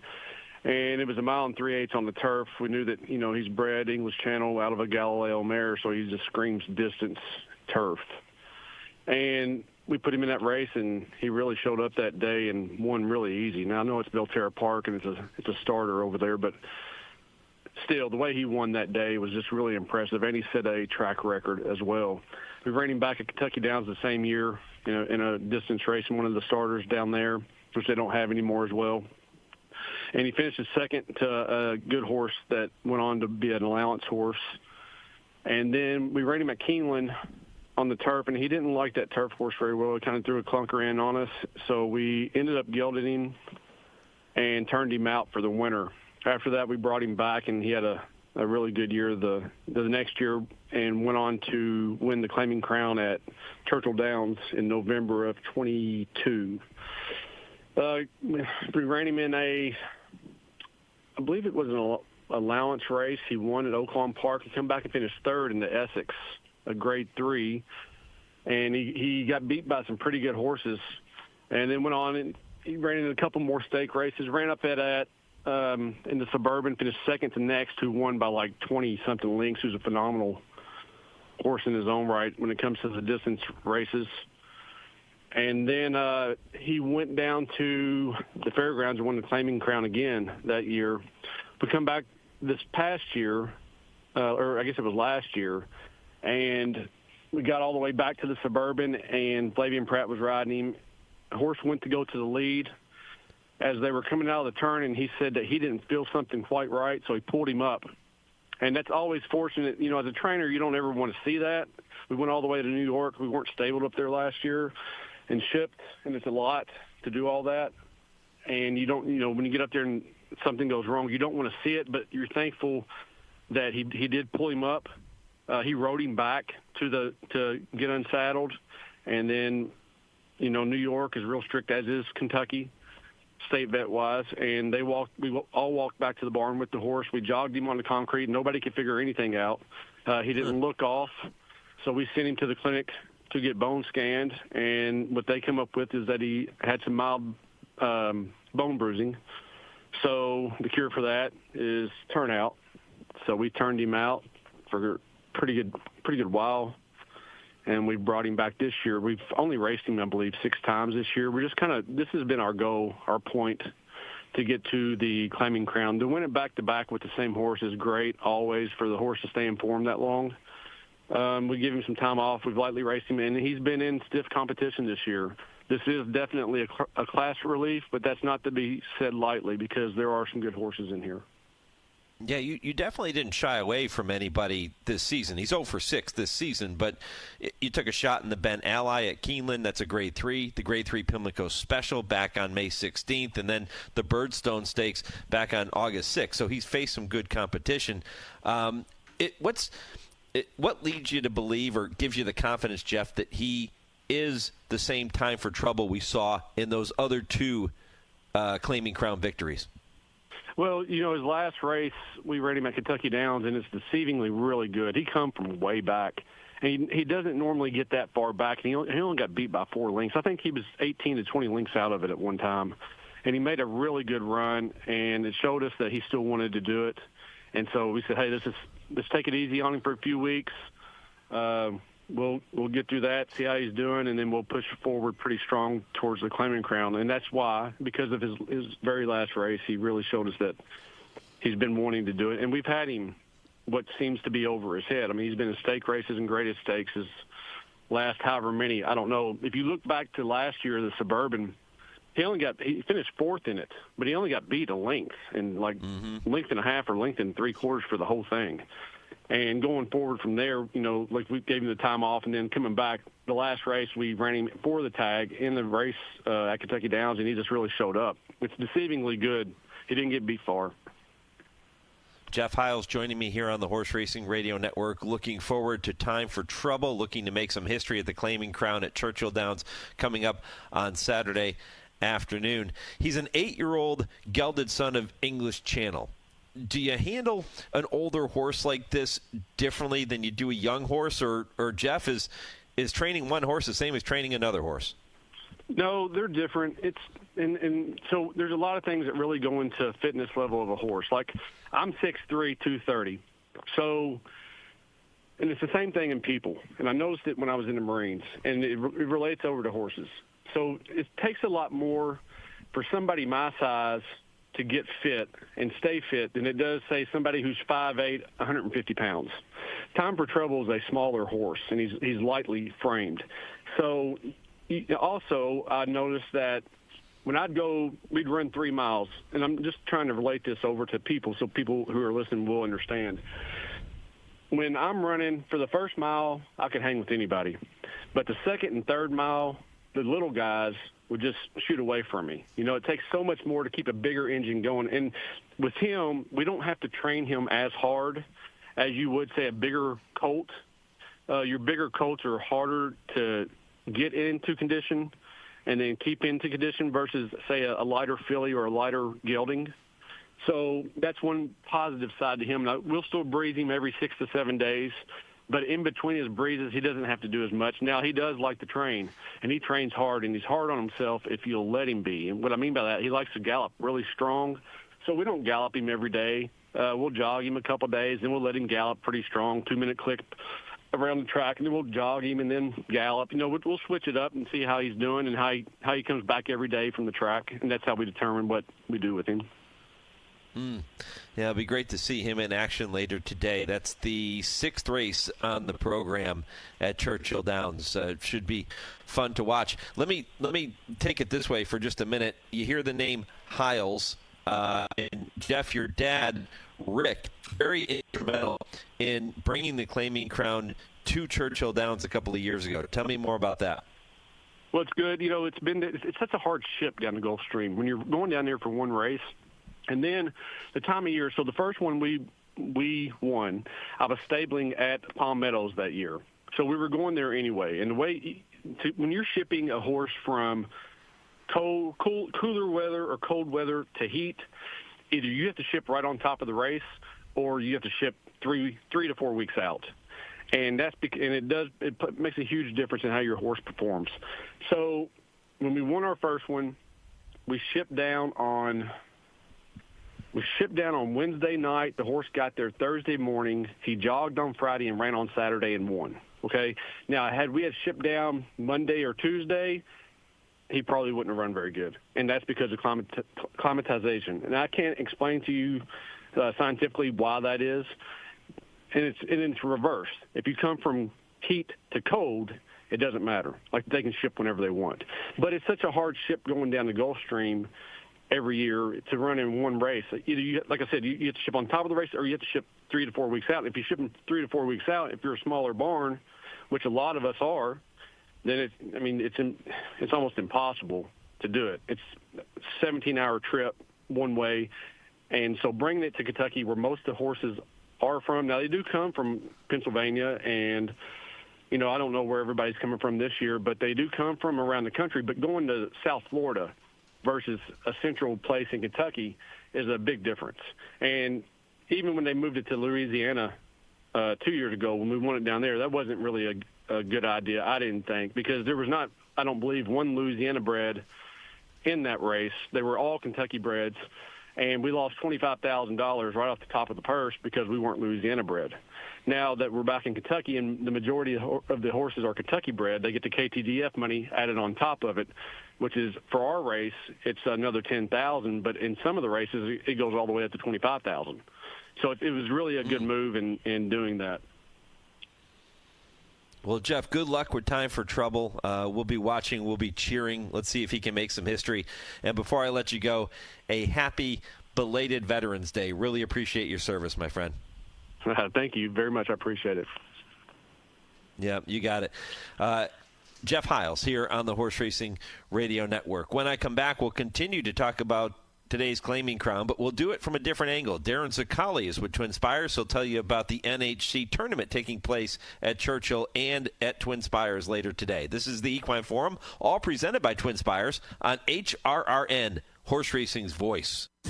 Race to TwinSpires, where you can unlock a $25 risk-free bet. Just use the code HRRN25 when you sign up. And if your first bet doesn't win, TwinSpires will refund your account up to $25. Wagering on the app is fast with free past performances, insider picks, and power plays every day you wager. TwinSpires. Download the app today to earn your $25 risk-free bet. Void where prohibited. For terms and conditions, visit TwinSpires.com. Must be 18 or older, 21 and older where applicable. For help with a gambling problem, call 1-800-GAMBLER.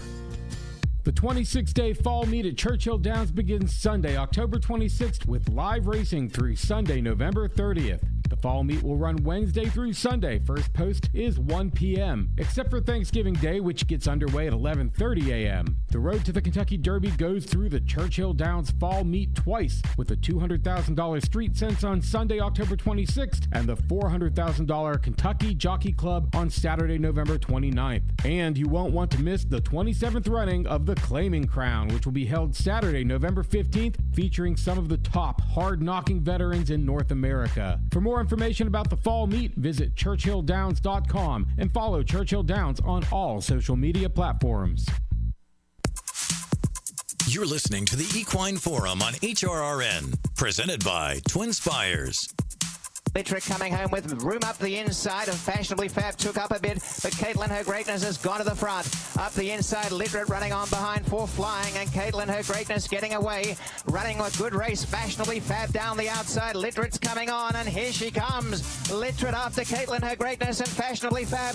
Litrick picking the leader back. Litrick grabbing Caitlin Her Greatness, and Litrick the winner. Annette, Caitlin Her Greatness second, Fashionably Fab back to her best in third. Poor Flying was fourth, it gapped to Virian Ecstasy. The race time 1:43.23. Welcome back to the Equine Forum, presented by TwinSpires here on HRRN. Robert Geller with the call of the Trillium Stakes at Woodbine 3 starts ago for Literate, a victory that day, looking to return to the winner's circle this afternoon at Churchill Downs in the Grade 3 Chaluki. That is part of a stellar program on this Claiming Crowd Saturday. By the way, Literate, in case you're wondering, a son of Oscar Performance who stands at Millridge. And my goodness, could you ask for anything more from a stallion that's going to stand for $60,000 this year? I don't think so. He had another exceptional year if you recall, led by Grade 1 winner World Beater, who was owned by Pin Oak Stud, trained by Riley Mott, bred by Dr. John Chandler. World Beater maybe one of the signature horses of Oscar Performance's season, but there were so many others. And, you look at Literate and how impressive Literate was that day and how impressive his connections are hoping he will be again today. Oscar Performance is the number one graded stakes winning, number one by graded stakes winners overall from fourth crop sires by percentage of starters. Think about that for a minute. He continues to get it done year in and year out, and you can check out more at millridge.com. Well, you're going to want to check out the big handicapping contest taking place at Churchill Downs this afternoon. It's an NHC qualifier, the Claiming Crown NHC qualifier. It encompasses every race on the card today, including that Chaluki and all the Claiming Crown races. Darin Zoccali joins me now to tell you more about it. Darin, I appreciate the visit, my friend. Yeah, great to be with you. Happy to talk about what is going to be an exceptional day of racing. Just a tremendous card, tremendous betting opportunities across, and obviously a very nice contest on TwinSpires to complement that racing program. It is, to me, it's the perfect type of program to put together a live money contest like this, because these races are, let's face it, for the most part, pretty wide open. You have big fields, challenging races. That's a huge ask for a lot of handicappers, which I think is what many people will gravitate towards.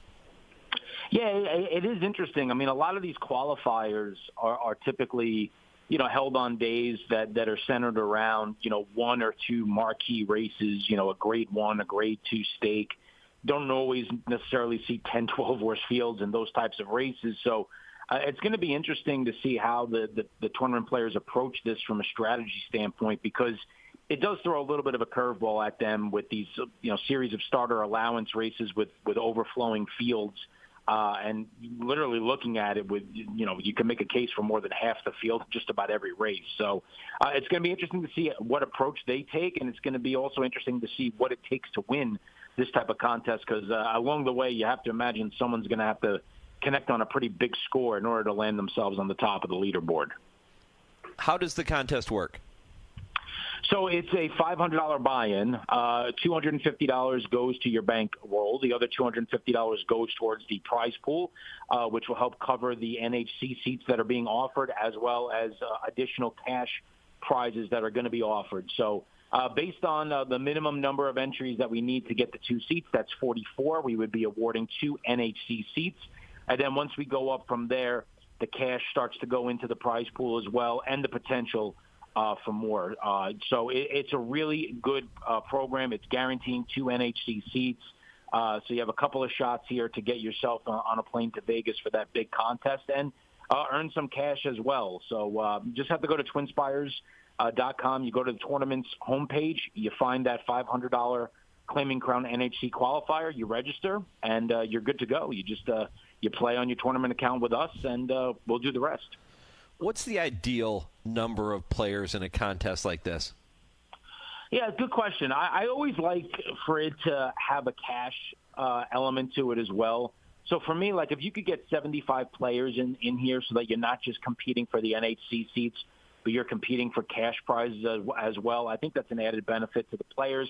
And it also makes the strategy a little bit interesting. How much do you value the NHC seat? If you're in a position to earn some cash, how much are you willing to risk of that position in order to try to climb up to the top and win an NHC seat? So, if we could get somewhere in the neighborhood of 75 players in this, I think that would be a pretty ideal number for a qualifier. That's always kind of where I want to be around in these qualifier events, and we're typically there or north of there. So I expect the same this afternoon. Strategy is always such an important part, and you just threw in another layer to it, thinking about how you might approach it with the money side of it and the NHC seats that maybe somebody wants to get a little risky and go for if they're in a position to win some money or whatever the case might be. But in terms of a strategy, when you're approaching a race card like this and you're playing in a live money contest, Darin, if you're playing in the contest, how do you like to approach it? Yeah, this one is different for me because of how difficult these starter allowance races are. And I would hope when I look at the first couple of races on the card before we get to those Claiming Crown races that I could find a strong opinion that I could lean on and try to pad my bankroll early. Maybe in this, the second race starter allowance event for fillies and mares, that's a $50,000 starter. If I could find a horse in there that I could lean on. In the Chaluki, if I have a strong opinion, whether it be Ragtime or One Magic Filly or, I think Shred the Gnar is the goods, maybe even go all in to try to, triple up my bankroll going into these tougher Claiming Crown races just to give myself a bit of an advantage. Because if you start to spread yourself thin across these more difficult races where you may not necessarily have a stronger opinion, it's going to be harder to connect on a big score if you're spreading out your money. So that I would probably approach this one where I would try to make a score early on and then see how the tournament develops, who moves up the leaderboard before figuring out how I want to approach these extremely difficult races in the Claiming Crown. What specifically makes those starter allowance Claiming Crown races so challenging? It's because races, for the most part, these races, the horses are coming from everywhere. I mean, case in point, when you take a look at the first race in the sequence, there's a horse coming from Keeneland, there's a horse coming from Ohio, there's a horse coming from Pennsylvania, Iowa, a couple from California. You've got a horse from hasn't made a start since Saratoga. You got a horse from Arapahoe Park. How do you weigh the form of all these racetracks and these shippers? And it's even more challenging than like a Breeders' Cup, because in the Breeders' Cup, you got horses that are coming out of all these graded stakes races, and you kind of know how to measure those one against the other just based on the historical value of the races, and you understand the quality of the field just by seeing the names of the horses. In these races, when you take a look at the horses that could potentially be running second and third behind them, whether it be at Delaware Park or Monmouth or Canterbury, wherever they're coming from, you have no idea the depth or the quality of these races that they're coming out of and how to weigh them against one another. And that makes for an extremely complicated process of handicapping. This Claiming Crown tournament is, nothing new for Churchill Downs and for TwinSpires. I think you look at TwinSpires as being the leader in these types of tournaments. Tell me more about what opportunities exist for horse players throughout the year. Yeah, it's been a great first 15 or 16 months. Obviously, we send players to the BCBC. We run qualifiers for that throughout the entire year. That contest just completed. In year one, we had sent 35 players to the BCBC. This year, we sent 82. So we obviously saw a huge uptick in players participating through TwinSpires. We will continue to have qualifiers for the NHC throughout the winter time. We will pair NHC seats with Kentucky Derby Betting Challenge seats in qualifiers, so that you have an opportunity to kind of pick your prize between the two in which you want to go to. And of course, we will continue to feed players into the Kentucky Derby Betting Challenge all the way up through Kentucky Oaks Day. So we have an extremely long runway for the second year of that contest, which right now is featuring a guaranteed $300,000 prize pool, plus BCBC seats, plus future KDBC seats, plus NHC seats, and obviously cash prizes as well. Be upwards of $100,000 to the winner of that contest also. And we have these now mid-majors that we have put up throughout the year. And the next one of those is actually coming up in a couple of weeks for the Clark. The day after Thanksgiving, we'll have a Clark Betting Challenge, which will award 2 NHC seats guaranteed, 2 Kentucky Derby Betting Challenge seats guaranteed, plus at least $10,000 in cash. And those numbers will go up the more players we get in. So just if you go to the tournament page, we've completely revamped it. You can basically filter and style our tournament page to what you want, what type of tournaments you want to look at, qualifiers, feeders, cash tournaments, etc. Check the boxes. You can see everything that we have. You can limit it to what you like, but there is literally something for everybody on our tournament site. Well, and you can see it's paying off. You go from 35 seats in the BCBC to 82. That's a massive jump, and it speaks to, that horse players are on board with the offerings and the platform and everything that TwinSpires is providing to them. Darin, how much time do you and the team spend walking through different ideas? Because let's face it, the tournament space, I'm sure, is quite competitive. There are tournaments run at other sites. There are tournaments run at other racetracks. How much time do you have to spend being creative and coming up with new ideas to keep giving people what they want? Yeah, great question, and quite a bit. And look, we need a competitive space. I'm not, we're not in this market to try to, steal people's business or put anybody out of business. We need competition. We need ExpressBet to be running their tournaments. We need horse players and horse tourneys to be running their tournaments. So we need a competitive marketplace, and that keeps us on our toes, and that keeps us thinking of ideas. And we spend a great amount of time trying to come up with ways to make our site appealing, our tournaments appealing. We spent a year and a half pre-launch having focus groups and having discussions with tournament players, asking them what they liked, what they look for in a tournament site, what they don't see enough of. We incorporated all of that into our initial launch.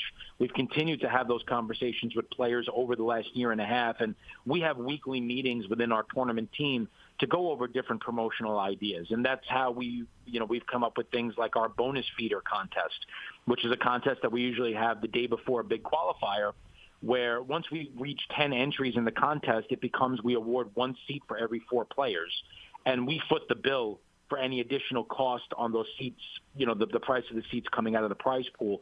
So you end up getting like a 20% discount on the value of the seats in that contest, and we give out more seats than we technically should based on the number of players that are in there. We just had our BCBC offer where we gave 5% back to players who bought a BCBC seat with us. And there's a lot more that we've incorporated and a lot more things that we have coming down the pike as well that people are going to be looking forward to. So it's a little bit at a time. It's a process. We'd like to add new things every 3 to 6 months and just kind of keep building up. But to answer your question, we spend quite a bit of time, and we do it every week. When you include seats to the NHC in any tournament like you're doing with the Claiming Crown on Saturday afternoon, if somebody wins one of those seats, is that an all-expenses-paid trip to Las Vegas, or is it only the entry? No, they get the hotel and everything. So, yeah, we partner with the NTRA there. They work that out on their end. Essentially, once you win, we put you in contact with the great people over there, Michelle Ravencraft and Holly Short and all of them, and they set you up with your hotel room and all that. So, yeah, that's an all-encompassing thing. It's a great package deal. Get you out there, get you your hotel accommodations as well. But, yeah, they came. They actually, I have to give them all the credit in the world because they came to us. It had to be about 9 months ago with this idea where they wanted to run an NHC contest for the Claiming Crown. And, I admit this would have been a day that we probably typically would have run a Kentucky Derby Betting Challenge qualifier.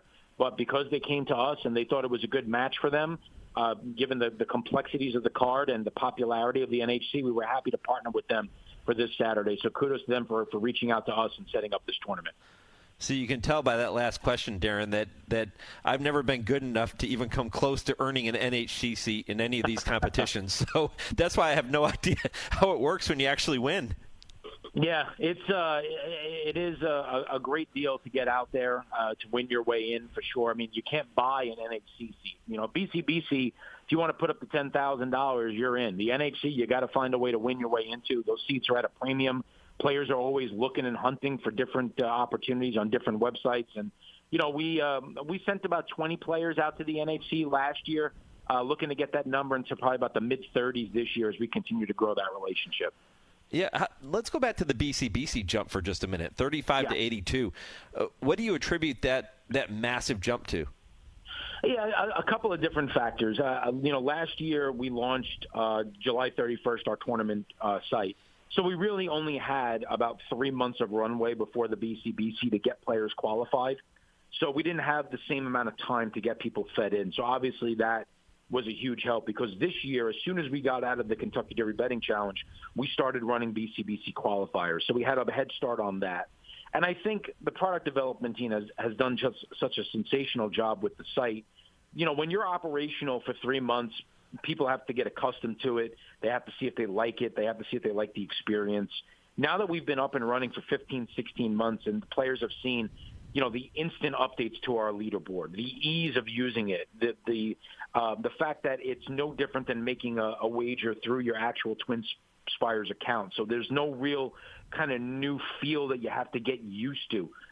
And the more that we've run them, the more players that have become engaged. And we have 2,000 players now that have participated in TwinSpires tournaments.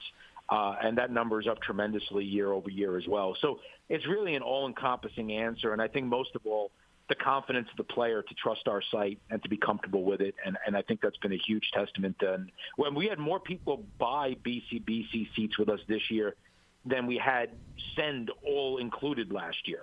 So that's also a great token to the work the product development team has done on the site. Yeah, it's a wonderful thing. It continues to get better and better and better. You can visit TwinSpires.com to participate this afternoon in the Claiming Crown NHC qualifier. 2 seats on the line, plus potentially cash prizes based on the number of entries.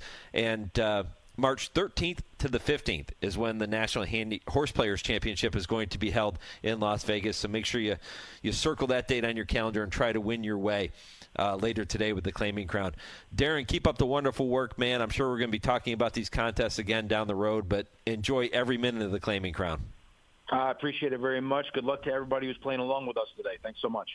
All right, buddy. Darin Zoccali, TwinSpires here on HRRN. Just moments away from another TwinSpires guest. That's Joe Kristufek. He has this week's TwinSpires Triple Play coming up to kick off Hour 3 at 10 o'clock Eastern. But when I return, I'll take a look at a few dates in racing history as they apply to this weekend, and I'll pass along the latest update on today's poll question. This is the Equine Forum on the Horse Racing Radio Network.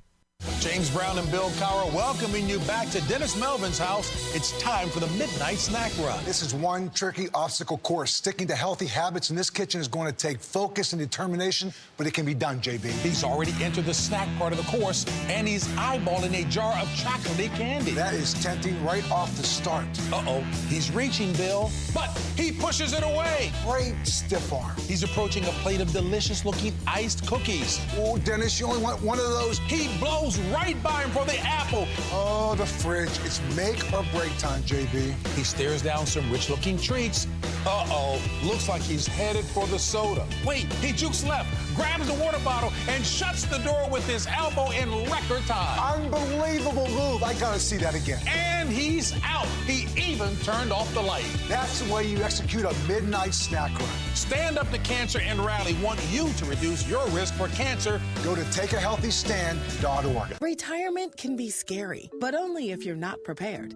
That's why AARP created thisispretirement.org. Because unless you've already retired, you're in pretirement, and you still have time to plan. Learn about retirement savings options, potential tax breaks, and how you can build savings over time. Visit thisispretirement.org for free resources to help you customize your action plan and feel the retirement fear disappear. Brought to you by AARP and the Ad Council. On the battlefield, there's a saying America's military men and women live by. Never leave a fallen warrior behind, ever. Off the battlefield, Wounded Warrior Project operates with the same goal.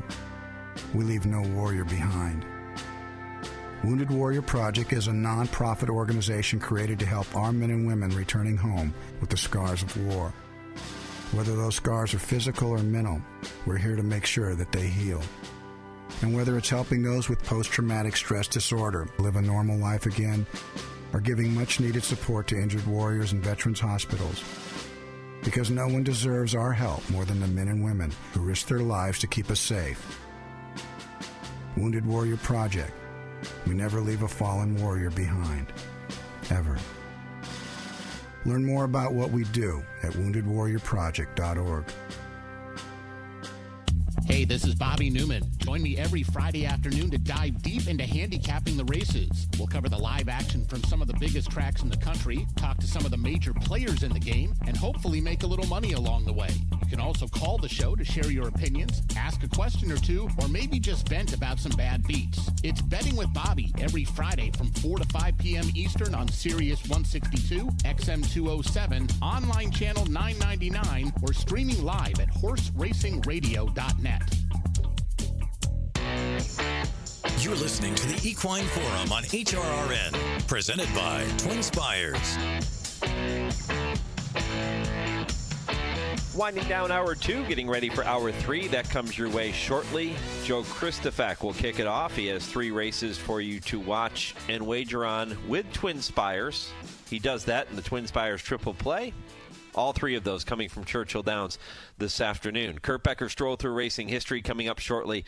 And, of course, we wrap it all up with Dale Romans' Tim Wilkin. The big news of the week, Dale running for the U.S. Senate in Kentucky. Yeah, should be interesting to see how this all plays out. But we'll talk to Dale about that coming up at 10:30 Eastern. Just remember, he got his start right here on I Ask, They Answer.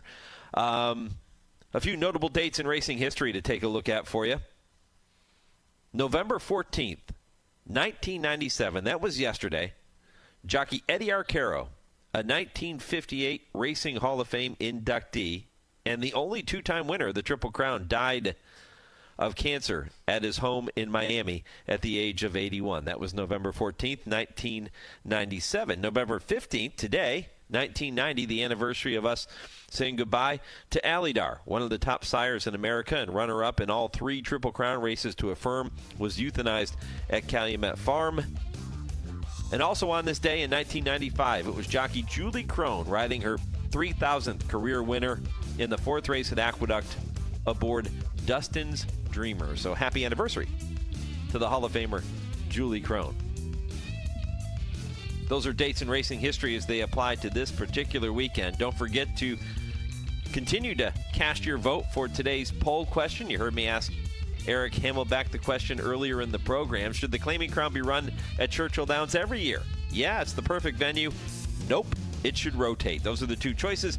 Keep the votes coming. I'll try to update them later in the program. 2 hours down, 1 to go. Hour 3 is straight ahead here on the Horse Racing Radio Network. If your local station is leaving us, continue listening on Sirius XM and streaming at horseracingradio.net. Back with more right after this 10-second pause for Station ID on HRRN.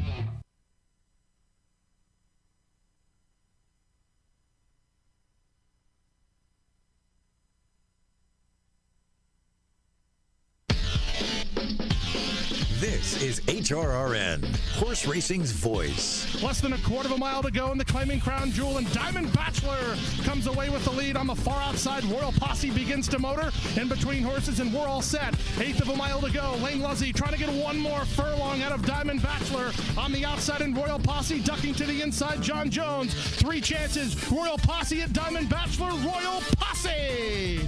Here's racing's newest millionaire and a back-to-back winner of the Claiming Crown Jewel. Frosted Grace has taken the lead from King's Ovation. Moving up in between horses, here comes Money Supply with a strong run, and Money Supply going for the final 16th. Luigi Spirit on the far outside, it's Money Supply. And Sheriff Flubberry, Money Supply in the Jewel by 2. Welcome to the Equine Forum, presented by TwinSpires. In the center of the track, Flatter This continues to run on. Dominant Jeans, Flatter This. Parents Honor slips through on the inside. Here comes Parents Honor now. And Alan Garcia, and they get through late to win the Claiming Crown Jewel. The rail is open for Rich Daddy as they get to the top horses. Aztec Sense for the lead. Rich Daddy through on the fence to try to kick with him down the center and race me home. Zulu is next. In deep stretch, it's Aztec Sense for the lead. Rich Daddy takes another run at it. Aztec Sense, Rich Daddy. It's Aztec Sense in the Jewel. Now here's Mike Penna. Welcome back, Hour 3 of the Equine Forum, presented by TwinSpires. Mike Penna, Baron of the Backstretch, diving headlong into the final hour of the program for you here, and it's been a busy show so far, getting a chance to talk about the Claiming Crown in hour number 2, and then in the first hour of the program, you heard from Bret Jones from Airdrie. You got a chance to look back on the Melbourne Cup with Joe Robinson of Pin Oak. A lot of ground that we've been able to cover for you so far this morning, and we ain't done yet. The TwinSpires Triple Play with Joe Kristufek kicking off hour 3. That comes your way shortly. Kurt Becker, Stroll Through Racing History at 10:20. Dale Romans, Tim Wilkin will join me for I Ask, They Answer coming up at 10:30 Eastern Time. But without further ado, we say hello to Joe Kristufek and kick off the TwinSpires Triple Play. What's going on, brother? Hey, Mike. Yes, I heard that intro there with the Claiming Crown, long history of these races. But I think, all those different announcer voices that we heard, I think it's going to be Travis Stone for the foreseeable future with the event here at Churchill Downs, or obviously a great place to hold it. It's got a great tagline, too, from claim to fame. People talk about it being the Breeders' Cup for the little guy, for the claiming horses, and I get excited about this card every year. Well, you should, and there's plenty of wagering opportunities coming up later today, too, because you have full fields, and I call it like a Breeders' Cup betting caliber type of card where you're going to have lukewarm favorites in a lot of these races, and if you think you can beat them, you're going to get some other prices. Well, yeah, and it's a lot of work because obviously there are a lot of horses that have been based in Kentucky, but there's also horses coming from all over the country. So if you're not intimately familiar with them, got to go back and do the replay work, got to try to sniff out any track biases, see where they might be able to fit in with the horses that are based here that you do have a strong knowledge of. And it's a different kind of challenge, like you said, much like Breeders' Cup, where horses, this year were invading Del Mar, but they came from, not only all over the United States, all over the world. And we're not going to see an international influence in the Claiming Crown, but you get where I'm going with that. There is a stakes race that is not associated with the Claiming Crown events. That's the Grade 3 Chiluki. It's going to be run prior to the Claiming Crown races as race number 3 with a post time of 1:58 Eastern. That is the first race you've chosen for this week's TwinSpires Triple Play. Why do you like the Chiluki? Yeah, you got a Grade 3 as race number 3 on the card, and it doesn't have a 5-horse field. It's 7, so it's not a huge field, in comparison to the Claiming Crown races. But, man, there's a lot of quality. You got Ragtime in this particular race. You've got, in addition to her, horses on the inside that should take a lot of money. Shred the Gnar, who we haven't seen since Kentucky Oaks Day when she won by 7 lengths to take down the Other Then. Both of those horses rate a big chance, and Pell rates a big chance. Brad Cox has figured out pretty much that she is an elongated sprinter, as far as her best game goes. I like One Magic Filly. She went on to defeat Hillarito last time, and Hillarito came back to win the Dream Supreme, upset a 1-5 favorite that particular day. Looked good doing it. One Magic Filly's got tactical speed. The elongated sprint suits her to a T. She is probably better than she's ever been late in her 4-year-old season. I like the way she did everything. She tracked just outside the lone speed. And Hillarito last time, she was able to collar her, responded when asked, and got by a very, very stubborn and game racehorse who's been a win machine this year for David Jacobson. So Brendan Walsh, Tyler Gavlione, One Magic Filly, 3-1. I got a feeling she probably will be the third choice in this race, and I'll be happy to take it. Joe, these one-turn, 1-mile races are really kind of a specialist type of a distance. You need speed like a sprinter, but you also need stamina of a horse that likes to go longer, a stayer, if you will. And it sounds to me like when you're talking about One Magic Filly, you feel like she checks all of those boxes.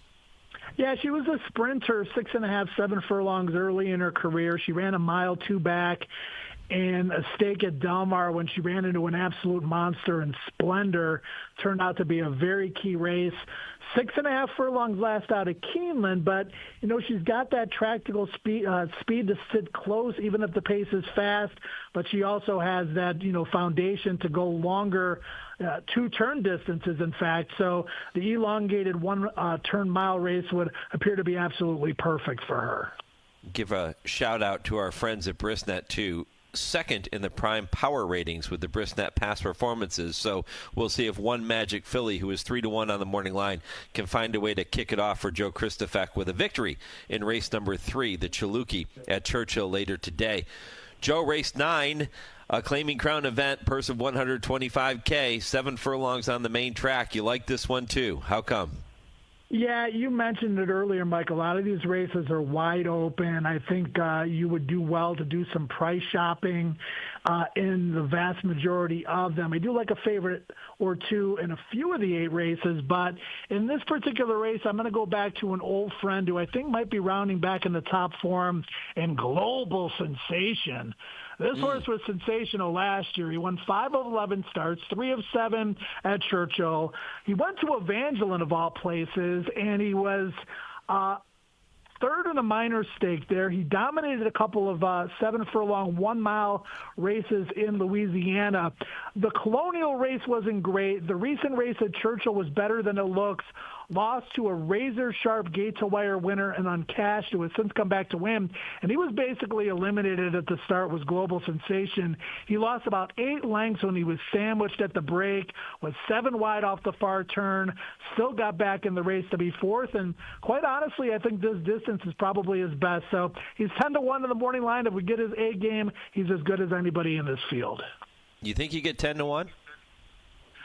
There's a lot of bettable horses in here, man. I mean, you see the morning line. There's, some 5-1 shots. There's some horses in here that have a chance to run well that are even 20 or 30-1. I would be willing to take 6 or 8-1 on Global Sensation, but I don't think you're going to see this one. Sand Scratches get bet down to 5-1 or less. I really think we're going to get closer to that 10-1 morning line. At least I'm hopeful so. Maybe a good horse for people that are going to be going to TwinSpires.com to play in the NHC qualifying tournament on the Claiming Crown program. Maybe a good horse for them to use, right? 10-1 is a perfect contest horse. Yeah, well, if you think that one's good, I got another one for you in race number 10. That should be a good contest horse, too. But, yeah, I would say so. I mean, I don't know what the particulars are of that contest. I believe it's live money, and obviously you want to try to, leverage your strongest opinions. But if it's gotten to race number 9 and you're playing catch-up, maybe this is a horse that you can depend on. All right, that was one hell of a prelude right there. Let's talk about race number 10 and this horse that you think maybe even better than Global Sensation, your top pick in race 9. Who is it in race 10 for you? Yeah, so I do think there's this horse that's squarely the one to beat in race number 10, and it's a horse that's been on a long winning streak of late towards the outside of the field. As I scroll down my past performance lines, you got the number 12 Navajo Warrior. He's won 5 in a row, has looked good doing it, won an other then here. He's probably going to be one of the favorites. You got another horse in Burnin' Hot, who has just been a win machine of late as well. I can't discourage you from liking either one of those horses. Wallaka coming off a big win last time. One of the horses Wallaka beat in that race on September 28th, Alternate Reality, who came back and ran second to Pinfire last out. We're going to see Pinfire in an earlier Claiming Crown race, sprinting on the turf. Second best to Wallaka, second best to Pinfire, going a 1-turn mile and 7 furlongs, now stretching out in distance to 1 mile and an eighth. And it really looks to me like Joe Sharp is loaded for this Claiming Crown card, and he's kind of got to move some of these horses around like chess pieces. But I found it interesting that the blinkers are going on Alternate Reality. I thought he's run huge in each of his last 2 starts. I don't think the 9 furlong distance is beyond his scope. He's 15-1 in the morning line, Mike. I don't think you're going to get 15-1, all things considered. With this individual, I think half of that, 7, 8, 9, 10-1 would be more than fair on him. But I do think with the presence of some very, very good horses in this race, you should get the price you're looking for. 15-1 morning line on number 5, Alternate Reality in race 10, the Claiming Crown Jewel. Joe Kristufek swinging for the fences for you on this Saturday morning. Joe, I always like to try to educate people when we can, when we have the opportunity. And a lot of people will look at these Claiming Crown races and they'll see that they are run under starter allowance conditions. Explain to people what that means. What are starter allowance conditions? So when you enter a horse into a claiming race, whatever claiming level that horse is entered at, if there are starter allowance conditions moving forward, not only on Claiming Crown Day, but at various racetracks across the country, you become eligible for 2 years. So it would be that year and the following year. So, some of these conditions are for horses that started for $35,000 or less. And then there's other conditions here for horses that started for much cheaper prices or less. Obviously, you have to be eligible. Obviously, just like the Breeders' Cup, for Claiming Crown, there's different distances. They run on dirt and on turf. And, if you make a good claim and you get horses eligible under starter conditions and you get those horses to improve and you're able to keep them happy and sound, they can be ATM machines moving forward. And the claiming game has changed quite a bit in recent years with the big purses here in Kentucky. Trainers and owners are more apt to jam their horses in the spots to try to get wins, to try to take down a big purse, and, the potential to be claimed is obviously great as well. So you need to keep that in mind when you're looking at the overall claiming game. But, the Claiming Crown itself hasn't changed all that much. And as you can see just by looking at these fields full fields, very competitive races. And, it's a big day for a lot of the connections on the card, Mike, who get to run horses on a day like this that normally wouldn't have, graded stakes caliber, Breeders' Cup caliber, or Kentucky Derby caliber horses. That's a great explanation, Joe. And I brought that up because I think that's part of what makes handicapping these Claiming Crown races so challenging. And I guess you could say that about starter allowance races, throughout the year too. But you have horses that have run at these different levels that makes them eligible for these particular races, and they come from all over the country. And it can be a head scratcher trying to decipher, what levels at, let's say, Gulfstream Park fit best with a level at Hoosier or Indiana, right? And which ones fit best with horses at Churchill and Keeneland. And you can just go on and go down a serious rabbit hole when you're handicapping these races. Well, you might claim a horse for $40,000 that may have started for $20,000 6 months ago, and they're eligible under that starter condition. Yeah. So that's a big part of it too. You look at who they've been running against recently in comparison to what starter level they're at, and that can give you a big clue as to how well they might perform, in this particular race that they're running in today. So it's creative handicapping. It's a lot of work, like I said earlier, to, watch replays and try to get a better handle on the horses that you're not intimately familiar with. But it's a lot of fun, and you can cash some big tickets on days like this. Mike, the weather is going to be absolutely beautiful for the racing card on Claiming Crown Day as well. I think the temperature is going to be in the 60s, expecting fast and firm. We've had a couple of recent Claiming Crown Days at Churchill and Fairgrounds where it's been an absolute sea of slop, and we've had to take the races off the turf. So looking forward to really, really good conditions for Claiming Crown Day.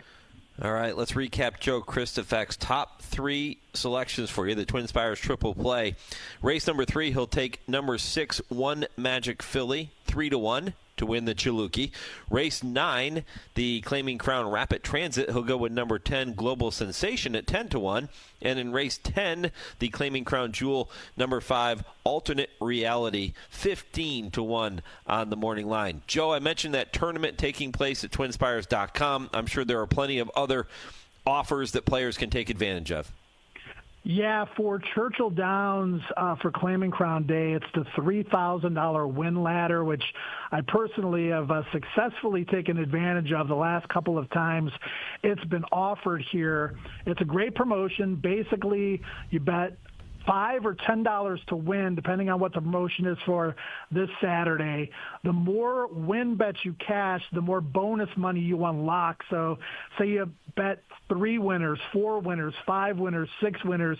Again, it's your first win bet. You unlock those bonuses. The less people that pick that amount of winners on a given Saturday card at Churchill, the more money you'll take out of the bonus pool. I think 2 weeks ago I got $38 back, and then last week I got $24 back just by betting $5 or $10 to win, depending on what the minimum is, on 3, 4, 5 winners a day. So all you got to do is opt in. I like to make all my win bets before the card starts so I don't forget to do it. And, just one of many great promotions that TwinSpires offers at racetracks around the country. Good luck this weekend, brother. Yeah, same to you and your Steelers. Yeah, we need all the luck we can get. Yeah, well, we've won 6 games against very average teams, the Bears, so schedule only gets tougher from here. We'll see if we're for real or not. Yep. Appreciate the visit, my friend. Good luck to the Bears. Good luck to all the people playing the races at TwinSpires this weekend. All right, be well, Mike.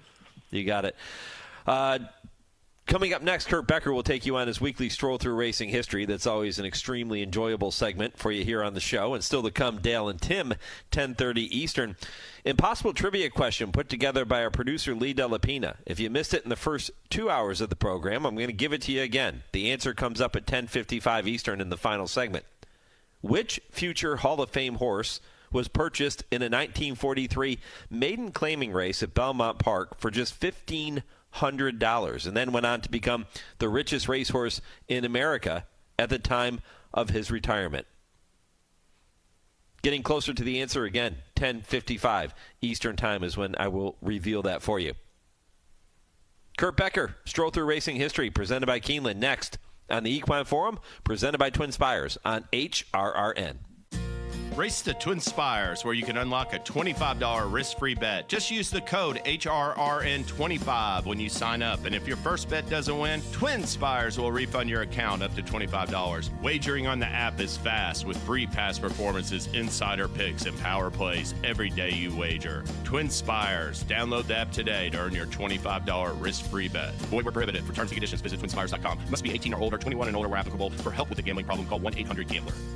In the heat of competition, every breath matters. Flair Equine nasal strips are clinically proven to reduce airway resistance. By protecting their lungs, you can reduce the risk of VIPH, quicken recovery, and optimize performance. Make a difference in every race and every stride with the product backed by science and trusted by top trainers. Trust Flair for every horse, every breath. Learn the science at flairstrips.com. That's flairstrips.com. Tenda Equine and Pet Care products have been keeping world-class equine athletes happy and healthy for generations. Keep your equine athlete looking and performing well with Tenda Next Generation Wound and Skin Care Treatment, along with nutritional supplements, leg and muscle care products, salves, hoof care, poultice, topical aids, and grooming products. Visit tendahorse.com today.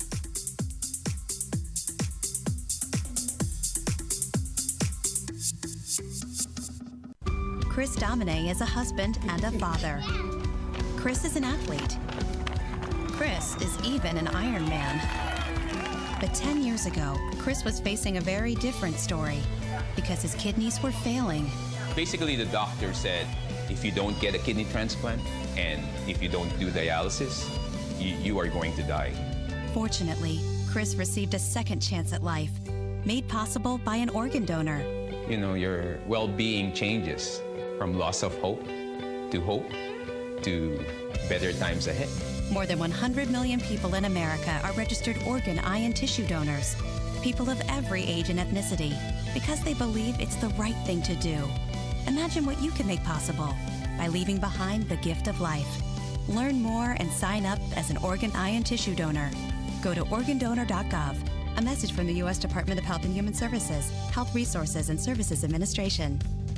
You're listening to the Equine Forum on HRRN, presented by TwinSpires. Hello, I'm Kurt Becker. Thanks for joining me as I take another stroll through racing history presented by Keeneland. He ran in everything from $1,500 claimers to top-level stakes, and he rose from an initial stud fee of $250 to become a two-time leading sire. And he would also become the maternal grandsire of U.S. Triple Crown winner Secretariat. The name of that forebear was Prince Quillo. As many internet experts as there seem to be on Secretariat's pedigree these days, you will forgive us for instead turning to an actual thoroughbred historian for the bulk of the information contained in this presentation. To be specific, we have borrowed liberally from an article written by Abram Hewitt on Prince Quillo, which appeared in a 1975 edition of Blood Horse magazine. Prince Quillo, a son of Prince Rose out of Cosquilla, was conceived in France in 1939 but foaled in Ireland in 1940. He was bred by motion picture executive L.L. Lawrence, the head of Metro-Goldwyn-Mayer Europe, who had shipped his mare to Ireland because of the prospect that France would be invaded by Germany. By the fall of 1940, he had sent a portion of his bloodstock to the United States, including Prince Quillo. Described as looking underfed and scrawny when he arrived in the U.S., Prince Quillo was still considered to be a small colt with no overwhelming credentials when put into training as a 2-year-old with New Orleans-based horseman Anthony Pelletieri. Thus, his first start came in a $1,500 maiden claimer at the Empire City track in New York, where he was beaten a length and a half for the win at a distance of just under 6 furlongs. In his second start, Prince Quillo ran second in a $2,500 maiden claiming event, this time at Saratoga, before breaking his maiden at third asking by 3 lengths at the same level. Among those noticing the colt by this time was legendary South American horseman Horatio Luro. In fact, he ponied up the $2,500 to claim Prince Quillo, and historians offer 2 theories on why he wanted the colt. First, Luro likely saw Prince Quillo as a good prospect at a bargain price. And second, Luro allegedly had felt snubbed by Lawrence earlier in his career and saw this as a great opportunity to exact a measure of revenge. Regardless, Prince Quillo was now in Luro's barn, and Luro ran the colt for claiming prices of $5,000, $2,500, $2,000, and $3,500, all in an attempt to find the level at which he could be most competitive. Near the end of the season, Prince Quillo finally scored a win in November, followed immediately by a win in an $800 allowance race in New Orleans. After Prince Quillo returned to New York and won at 1 1/16 at odds of 9-1, Luro believed he was developing from a cheap sprinter into a potential stakes colt. On June 1st, 1943, Prince Quillo won by 6 lengths in allowance company at the same distance before returning to win a handicap at 1 5/8. It was now official. Prince Quillo had become a stayer. While he suffered many losses and was far from a dominant horse at longer distances, Prince Quillo seemed to have found his best stride in those longer distance races. Other victories in 1943 included the Saratoga Handicap at 1 1/4 in 2 minutes 1 and 4/5 seconds, equaling Sir Barton's stakes record, as well as the Saratoga Cup at 1 3/4 in 2 minutes 57 and 3/5 seconds, breaking a track record which had stood for 37 years. Prince Quillo concluded the 1943 campaign with a win at 2 miles in the Jockey Club Gold Cup, but a filling in his leg the next day seemed to upset the majority owners of the Boone Hill stable, and they transferred Prince Quillo to trainer Dave Englander. As much as we tend to romanticize the golden age of racing, there were ugly and unfortunate disputes in racing even back then. After 4 consecutive losses in handicap events to start his 4-year-old season, Prince Quillo scored his first win for Englander by taking the Questionnaire Handicap in New York. The time of 2 minutes 43 seconds for 1 5/8 equaled the track record at the Jamaica track. And there was the 1944 Merchants and Citizens Handicap at Belmont Park, where Prince Quillo won at a distance of 1 3/16. Retired to stallion duty at Bull Hancock's Ellerslie stud in Charlottesville, Virginia for a service fee of $250. Prince Quillo bred just 17 mares in his first season, but sired American champion Hill Prince and English champion Prince Simon from that crop. He then moved to Claiborne in Kentucky for his second season at stud, where his fee would increase to as much as $10,000 in the following years before his death in 1964. Prince Quillo twice led the general sire list in North America and 7 times ranked as the leading broodmare sire. He is best remembered as the sire of Horse of the Year Roundtable and as the broodmare sire of Triple Crown winner Secretariat. Not bad for an undistinguished 2-year-old, which could have been claimed for $1,500, matured late at 3, and whose pedigree was crammed with plotters. As Abram Hewitt put it, quote, Prince Quillo was the wrong kind of horse backed by the wrong kind of pedigree for America. Yet, in the face of a poor initial opportunity at stud, he was triumphant as a first-class sire, end quote. Please join me again next week when I take another stroll through racing history presented by Keeneland. For HRRN, I'm Kurt Becker. Nobody weaves a story together like Kurt Becker. My thanks to Kurt for that story. If you missed any of Kurt's Stroll Through Racing History segments, check out the Stroll Through Racing History page on our website, horseracingradio.net, and you can listen to all of those shows. And don't forget, too, about our weekly Brisnet.com call-in show, 6 to 7 Eastern, every Thursday with Bobby Newman and James Scully. It is your chance to call in and talk racing with our experts. Every Thursday, 6 to 7 Eastern, here on HRRN. Coming up next, I Ask, They Answer with Dale Romans and Tim Wilkin. This is the Equine Forum, presented by TwinSpires on the Horse Racing Radio Network. This is HRRN, Horse Racing's voice. Race to TwinSpires, where you can unlock a $25 risk-free bet. Just use the code HRRN25 when you sign up. And if your first bet doesn't win, TwinSpires will refund your account up to $25. Wagering on the app is fast with free past performances, insider picks, and power plays every day you wager. TwinSpires. Download the app today to earn your $25 risk-free bet. Void where prohibited. For terms and conditions, visit TwinSpires.com. Must be 18 or older, 21 and older where applicable. For help with a gambling problem, call 1-800-GAMBLER. Papa, why can't we telegraph while riding a horse? Son, there ain't no one to blame but Jeffro. He was riding old Betsy the Stallion, tip-tapping away at his telegraph, when blam! Ran right into the side of the saloon. Well, if Jeffro can't do it, neither should you. Don't text and drive. Visit StopTextStopWrecks.org. A message brought to you by the National Highway Traffic Safety Administration, Project Yellow Light, and the Ad Council.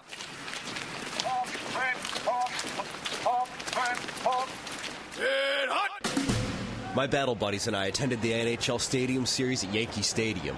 We had never been there before, and two of us had never seen a hockey game. Man, we had the time of our lives. It was great therapy. VetTix, we can't thank you enough. Every empty seat at a concert, a game, motorsports, or a play is a missed opportunity to say thanks to a veteran and service member.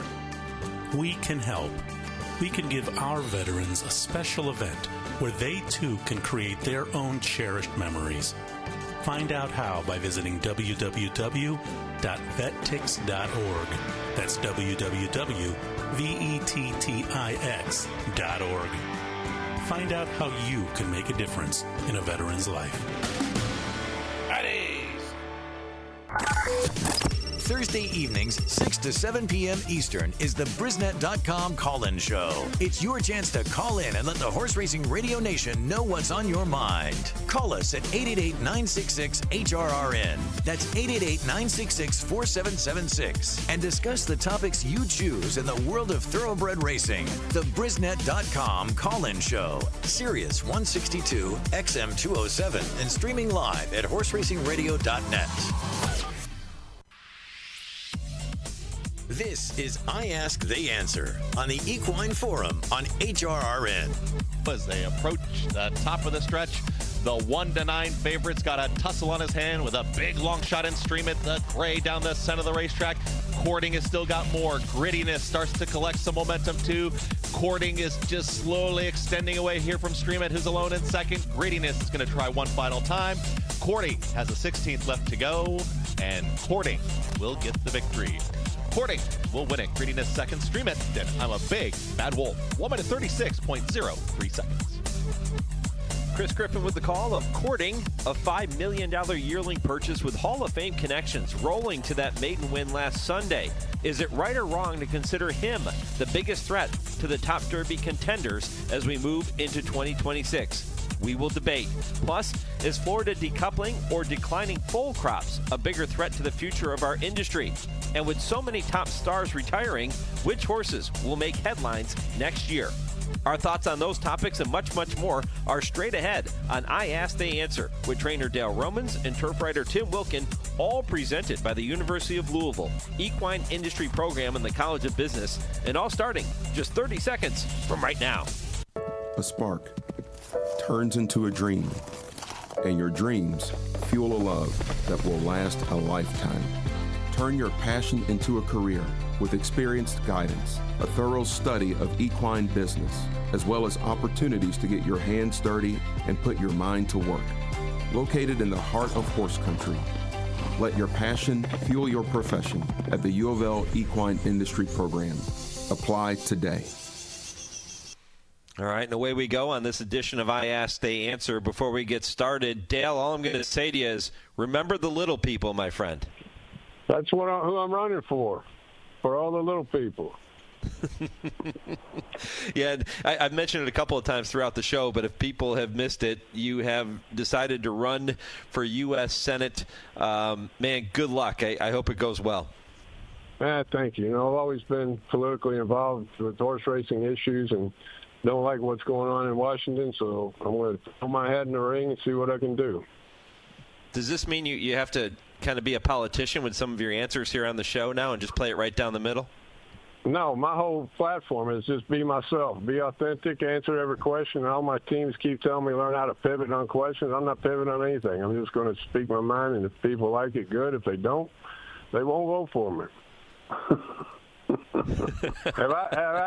Have you all ever heard me pivot on anything? I would say no on that. Yeah, and that's the way it's going to stay. Well, let's dive into this. I know you've got a busy schedule there, future Senator, so let's get right to it. Topic number one, we're going to play a few rounds of Complete This Sentence. So we'll start with this one. Jockey Brian Hernandez Jr. making it back to the winner's circle in his first day back since his serious fall on September 21st is what, Dale Romans?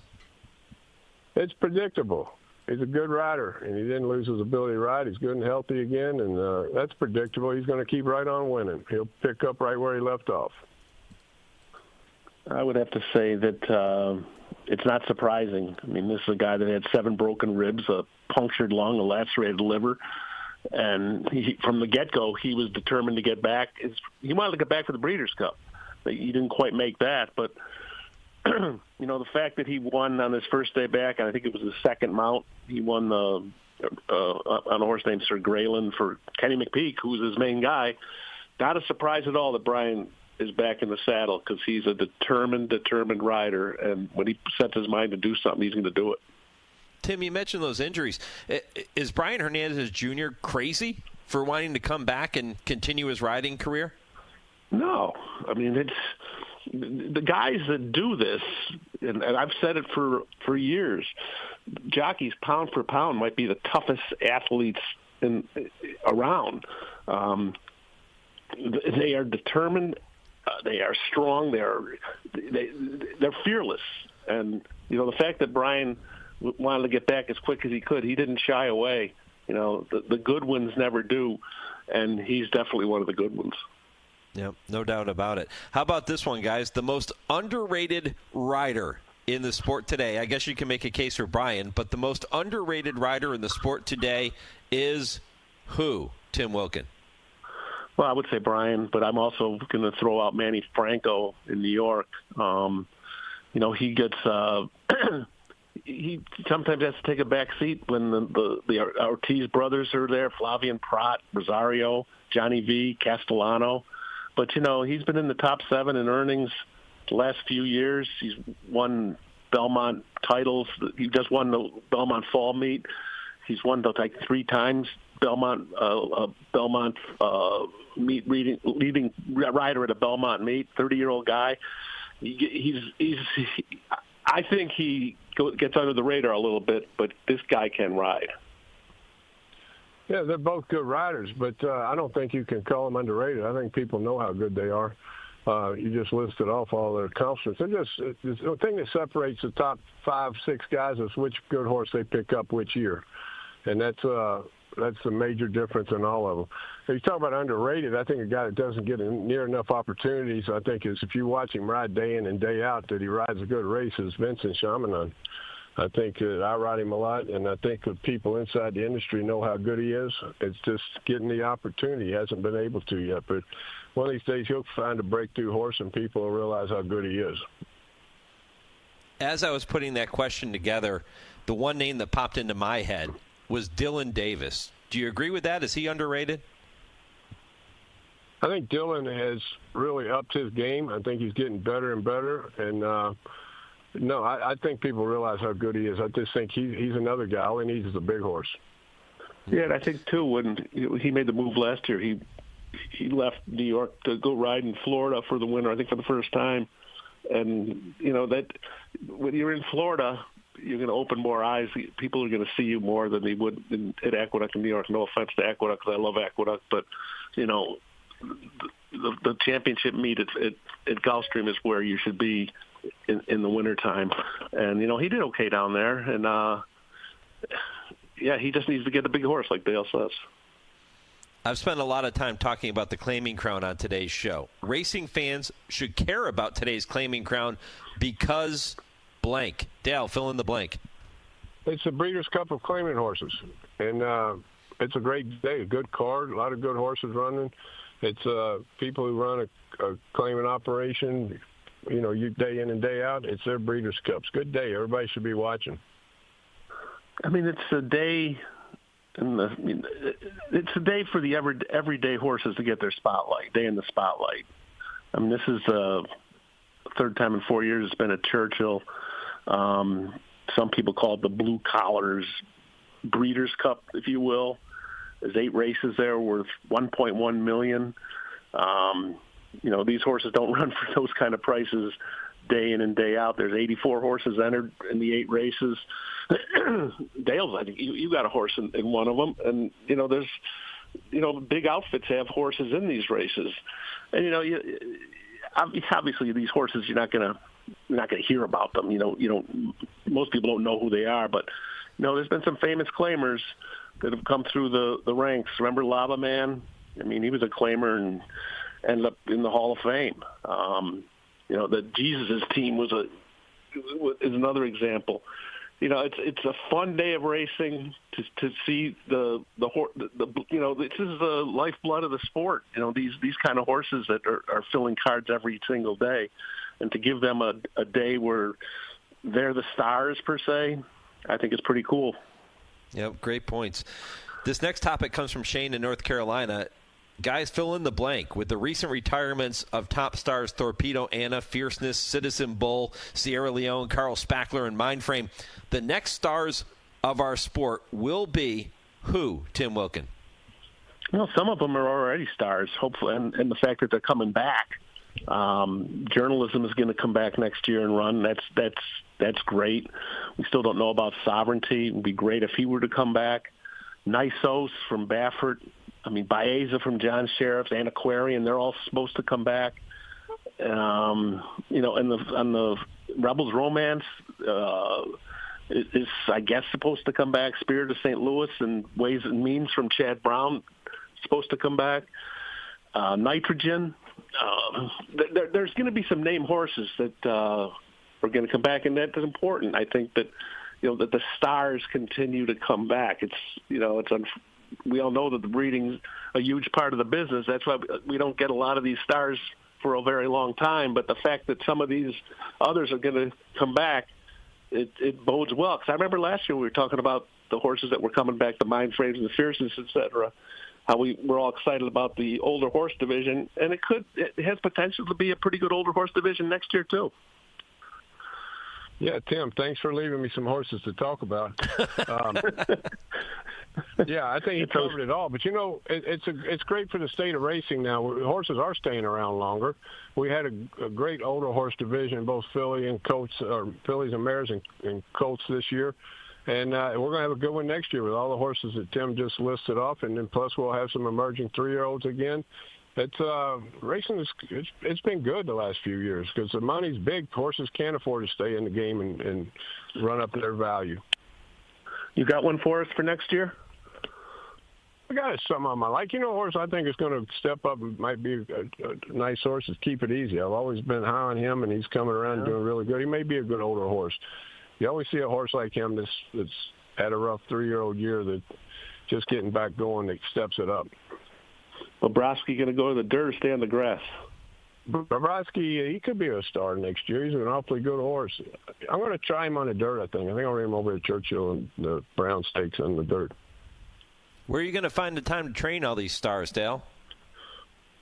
Everybody knows nothing starts till 11 o'clock politically. Yeah. From 6 to 11, I'm training horses. You all know that idle time is not good for me. I need something to do 24/7. What's going to suffer is my golf game. I was getting my handicap down pretty low. I think it's going to go back up. Yeah, I was going there next. Terry Finley going to be the odds-on favorite to take the title in 2026. How about this topic? Damon Thayer is going to join me on the program next week to talk about the Florida decoupling situation. What is the bigger threat to the future of the thoroughbred industry right now? Florida tracks decoupling or the consistently declining full crop numbers? Dale, what do you think? I think Florida decoupling is the biggest problem. We got a lot of problems, a lot of issues that need to be worked on. The betting angles, different things like that. But Florida's a big problem, in my opinion, and that's big. I think I've been predicting it's going to go back up. I think this year you're going to see the first increase in the full crop we've seen in a long time. The way the sales went, the way the money is in racing, some of the tax benefits that have been passed. I think that I would like to bet is if we see it might be small, but we're going to start to see an uptick in breeding. Yeah, that's an optimistic statement. I hope you're right. Because it's been going down for years. Long range, I guess it's got to be the bigger problem is the full crop, but short range, it's the decoupling thing. Because that's a danger to racing in the Sunshine State, and if that were to go away, I can't imagine it going away. I guess how devastating that would be to the industry if there was no racing in Florida. I hope it doesn't come to that. If we start losing marquee racetracks in marquee regions, we won't need a big foal crop. You're right about that. Mm-hmm. Yeah, that's true. Stay tuned for Damon's conversation with me next Saturday here on the Equine Forum. We'll get into the decoupling situation and where things stand currently as we embark upon 2026. Next topic comes from Tom in St. Louis. For the first time, jockey Luis Saez is going to be based at Oaklawn Park this winter. His agent is former trainer Kieran McLaughlin, who also handles the book of Hall of Famer John Velasquez. Johnny's in Florida. Luis will now be at Oaklawn. Guys, he wants to know how an agent handles two riders at tracks that are in two different time zones. How does he keep up with it all? Dale? Most agents work off the phone out of their offices now. It's not like it used to be where you had to be on the backside seeing trainers face-to-face, where you couldn't have telephones on the racetrack. Now they do it all by calling. They sit in their computers. They handicap the condition books. You know, they have to handicap races before the forms ever come out. They have to know every horse that's in every race in the condition books we enter out of. And now all the draws are on Zoom, so they get on a Zoom draw. They've been doing it for the last, since COVID, basically. That they've had a lot of agents have had jockeys at different venues. So a different world, but it's not hard to do. To keep track of the entries, these agents have strong relationships with trainers and owners in different regions of the country. And their Bible's a condition book. As long as they got a nice, comfortable chair and a phone that works, they're good to go. Now, we know Kieran has all of that, and a guy who is so well respected in the sport, he has no problem handling that type of situation. Tom, we appreciate the question. Time to say hello to Nick Zito and give Dale and Tim the chance to tell me if the following statement is what, Nicky? Yeah, right or wrong. Am I right? What do you think? Right or wrong? All right, right or wrong. Last Sunday, courting a 2-year-old son of Curlin who sold for $5 million as a yearling, broke his maiden at Aqueduct in his second career start. He obviously has the looks, he has the pedigree, and he has Hall of Fame connections in his corner, which makes him the biggest threat to Ted Noffey and everybody else on the Kentucky Derby Trail right now. Is that statement right or wrong? Yeah, right or wrong. Am I right? Am I right, Tim? No. No. I mean, don't be so quick. No, a $5 million horse, God, yes. Let's just pump the brakes a little bit here. This is November. The last time a big money horse won the Derby, I think you'd have to go back to Fusiaci Pegasus, with $4 million horse, won it in 2000.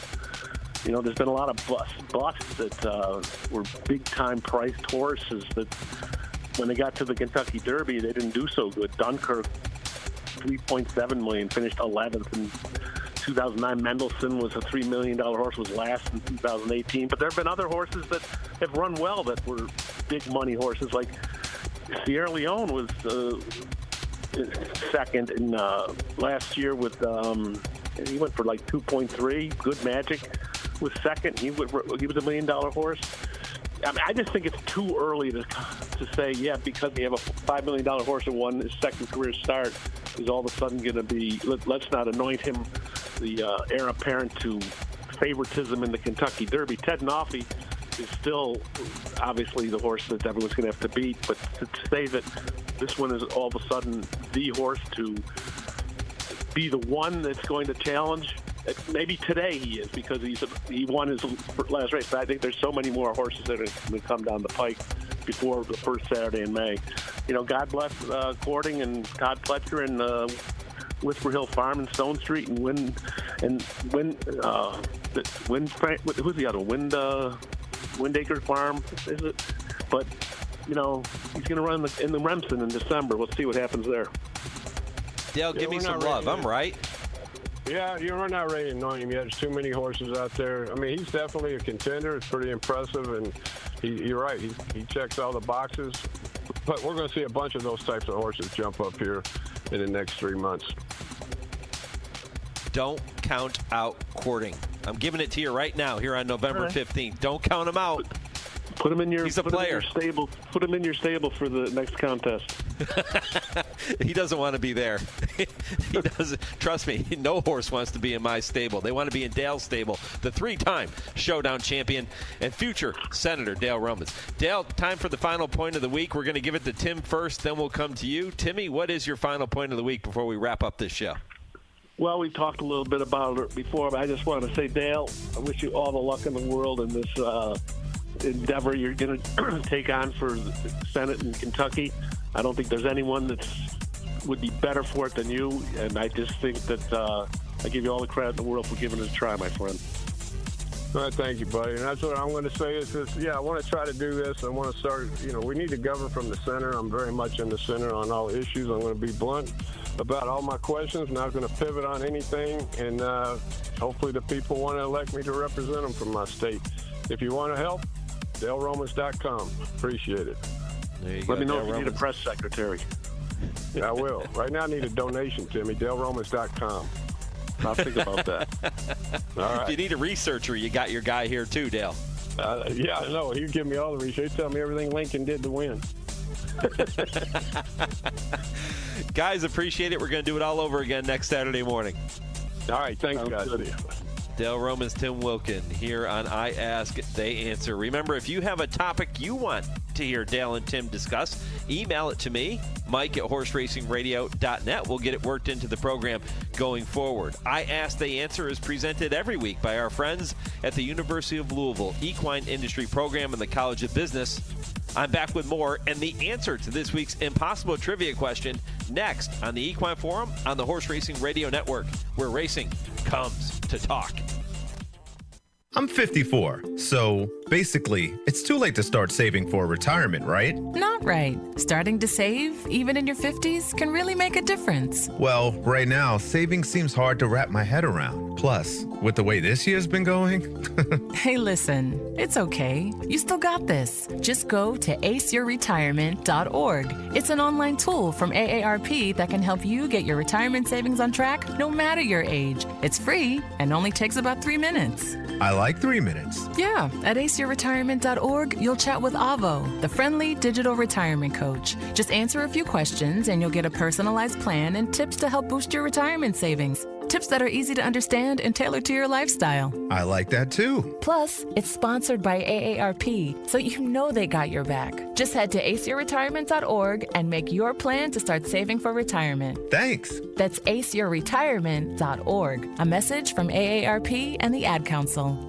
Did you receive a call or message that mentioned Social Security and demanded immediate action? Did the caller know your Social Security number or other personal information and tell you that your Social Security number had been used in connection with the crime? Did you feel worried that your Social Security number might be suspended, your bank account might be frozen or seized, or you could be arrested? That is not the Social Security Administration. Social Security will not threaten you, demand your personal information, or instant payment. Email or text you pictures or documents, or use a real government official's name to gain your trust. Social Security does not accept payments by gift card, prepaid debit card, internet currency, or by mailing cash. Criminals use these forms of payment because they are hard to trace. Do not be fooled. Hang up. Ignore them. Report this criminal activity to the Social Security Administration Office of the Inspector General at oig.ssa.gov. Produced at U.S. taxpayer expense. 1 in 3 adults has prediabetes. 1 in 3. That means it could be you, your football buddy, your football buddy, or you, your best man, your worst man, you, your dog walker, your cat jogger. While 1 in 3 adults has prediabetes, with early diagnosis, prediabetes can be reversed. Take the risk test at doihaveprediabetes.org. Brought to you by the Ad Council and its Prediabetes Awareness Partners. Want to get the latest HRRN content directly on your computer or mobile device? Then subscribe to our podcasts using the Podbean app or Apple Podcasts. Just go to hrrn.podbean.com on your computer and click follow, or download the Podbean app and search HRRN. You can also find us on Apple Podcasts and listen to our latest episodes anytime. Don't miss a thing. Subscribe to our podcasts today. You're listening to the Equine Forum on HRRN, Presented by TwinSpires. Maximum Promise, 3 wide off the turn. Jonathan Song with a pocket trip is stuck in behind horses. Navajo Warriors coming down the center. Cole Moon's coming farther out than that. First players in behind, 1 furlong to go. Hop Sing tenuous lead. Navajo Warrior, Cole Moon come after that one. Fort Nelson gives way. Navajo Warrior grabbed the lead 16th. Cole Moon and Hop Sing finishing well, but Navajo Warrior won it from off the pace, speeding Hop Sing, Cole Moon, and Fort Nelson.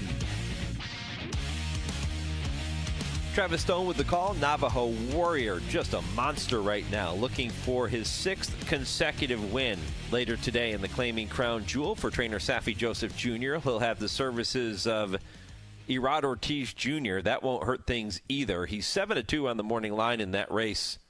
We'll see if he can pull it off. It would be a 6th Claiming Crown win for Safi. Of course, he may win some races earlier too, but currently with 5 coming into this year's Claiming Crown. So a horse that is very, very dangerous. One horse hoping to knock him off and pull off a huge upset is American Law, 30-1 on the morning line, trained by Sarah Schaefer, who was my guest for a full hour on Trainer Talk presented by Fasig-Tipton yesterday. If you missed it, you'll want to go back and check it out. She was fantastic. She learned from some big names, including Mike Maker, who's trained 22 Breeders' Cup Claiming Crown winners, more than anybody else. She learned from Mike Trombetta. She learned from Chuck Simon before his passing. So many wonderful people have helped her with her career, and here she is trying to pull off a huge upset. It would be the biggest win of her career, but she spent a lot of time talking about her riding career. She talked about what it's been like transitioning into training and her recovery from a significant injury she suffered as she was riding. So you can go back, check out the podcast, The Trainer Talk, presented by Fasig-Tipton, on our website and on your favorite podcast platform.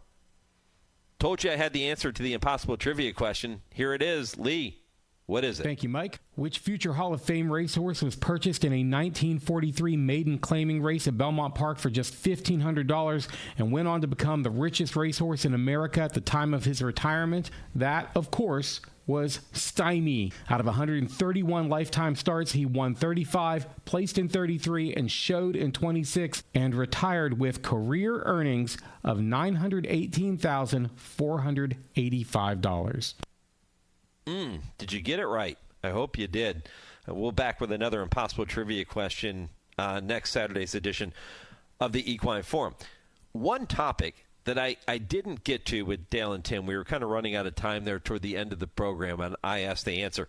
One topic I didn't get to was spinning off of my conversation with Joe Robinson from earlier in the program from Pin Oak, looking back on that historic run in the Melbourne Cup on November 3rd by Parchment Party, becoming the first American-based horse to compete in that race. It got me to thinking, and I really wanted to hear Dale and Tim's opinion on this. Which international race, or maybe racetrack, but I think race is maybe more appropriate, which international race that you haven't been to yet would be on your bucket list to attend?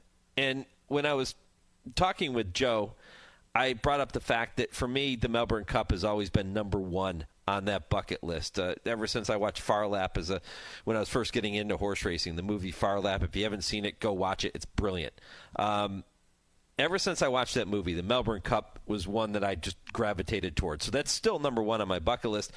I think another race which would be really cool to attend would be the Arc de Triomphe. And I'm curious to get some of your thoughts. If you want to email the show, mike@horseracingradio.net, or post it on our social media pages. This is not the poll question this morning. But which international race that you have not previously attended would be on your bucket list to attend going forward? That the way that Joe described the Melbourne Cup experience only strengthened my desire to want to go to the Melbourne Cup. For many years, as we were broadcasting the Breeders' Cup here on HRRN, it would have been a very difficult thing to do because you would finish up Breeders' Cup. And let's give kudos to John Velasquez, who did that. Johnny rode in the Breeders' Cup. The Breeders' Cup was what concluded Saturday, November 1st. On November 3rd, he's in Australia, riding in the Melbourne Cup. And I think hearing Joe talk about it, Johnny kind of discovered that riding there was a little different. I mean, here's a guy who's won so many races, one of the greatest to ever do it. And when he went down there riding in a 23, 24 horse Melbourne Cup field, it's a little rough. They're bouncing you around pretty good. And I think that might have come as a little bit of a surprise to him. But what he accomplished in the year that John Velazquez has had is remarkable. I know Parchment Party didn't win. Parchment Party, if you didn't hear it earlier, ended up finishing 20th in that Melbourne Cup. That's okay, because now the path has been set. And we'll see if this leads to more horses making the trip from America to compete in the Melbourne Cup. But, a more roughly run type of race. But if you go back and watch the videos of it, you see the crowd. It looks like as they come past the grandstands, the clubhouse areas, if you will, it looks like something you would see at the Kentucky Derby at Churchill Downs on the first Saturday in May. So, I don't know. I was just thinking about that. Melbourne Cup, Arc de Triomphe, my top two. Let me know yours. Mike at horseracingradio.net or post them on our social media pages. All right, it's been a really busy show. Got a chance to talk about Claiming Crown quite often. We talked about that Melbourne Cup. Talked about the Airdrie Stud Stallion roster with Bret Jones, too. My thanks to Bret for being here. To Joe Robinson, Eric Hamelback, the National HBPA CEO. Trainer Jeff Hiles looking to make history with Time for Trouble later today. Darin Zoccali from TwinSpires. My thanks to Joe Kristufek for joining me for the TwinSpires Triple Play. Kurt Becker for his Stroll Through Racing History. Dale and Tim with I Ask the Answer. You missed any portion? Check out the podcast on our website and your favorite podcast platform. My thanks to Lee Delapina in our Lexington studios. Chauncey for handling all of our social media. I'm Mike Penna. Thanks to all of you for tuning in. And let's try this again. Go Steelers.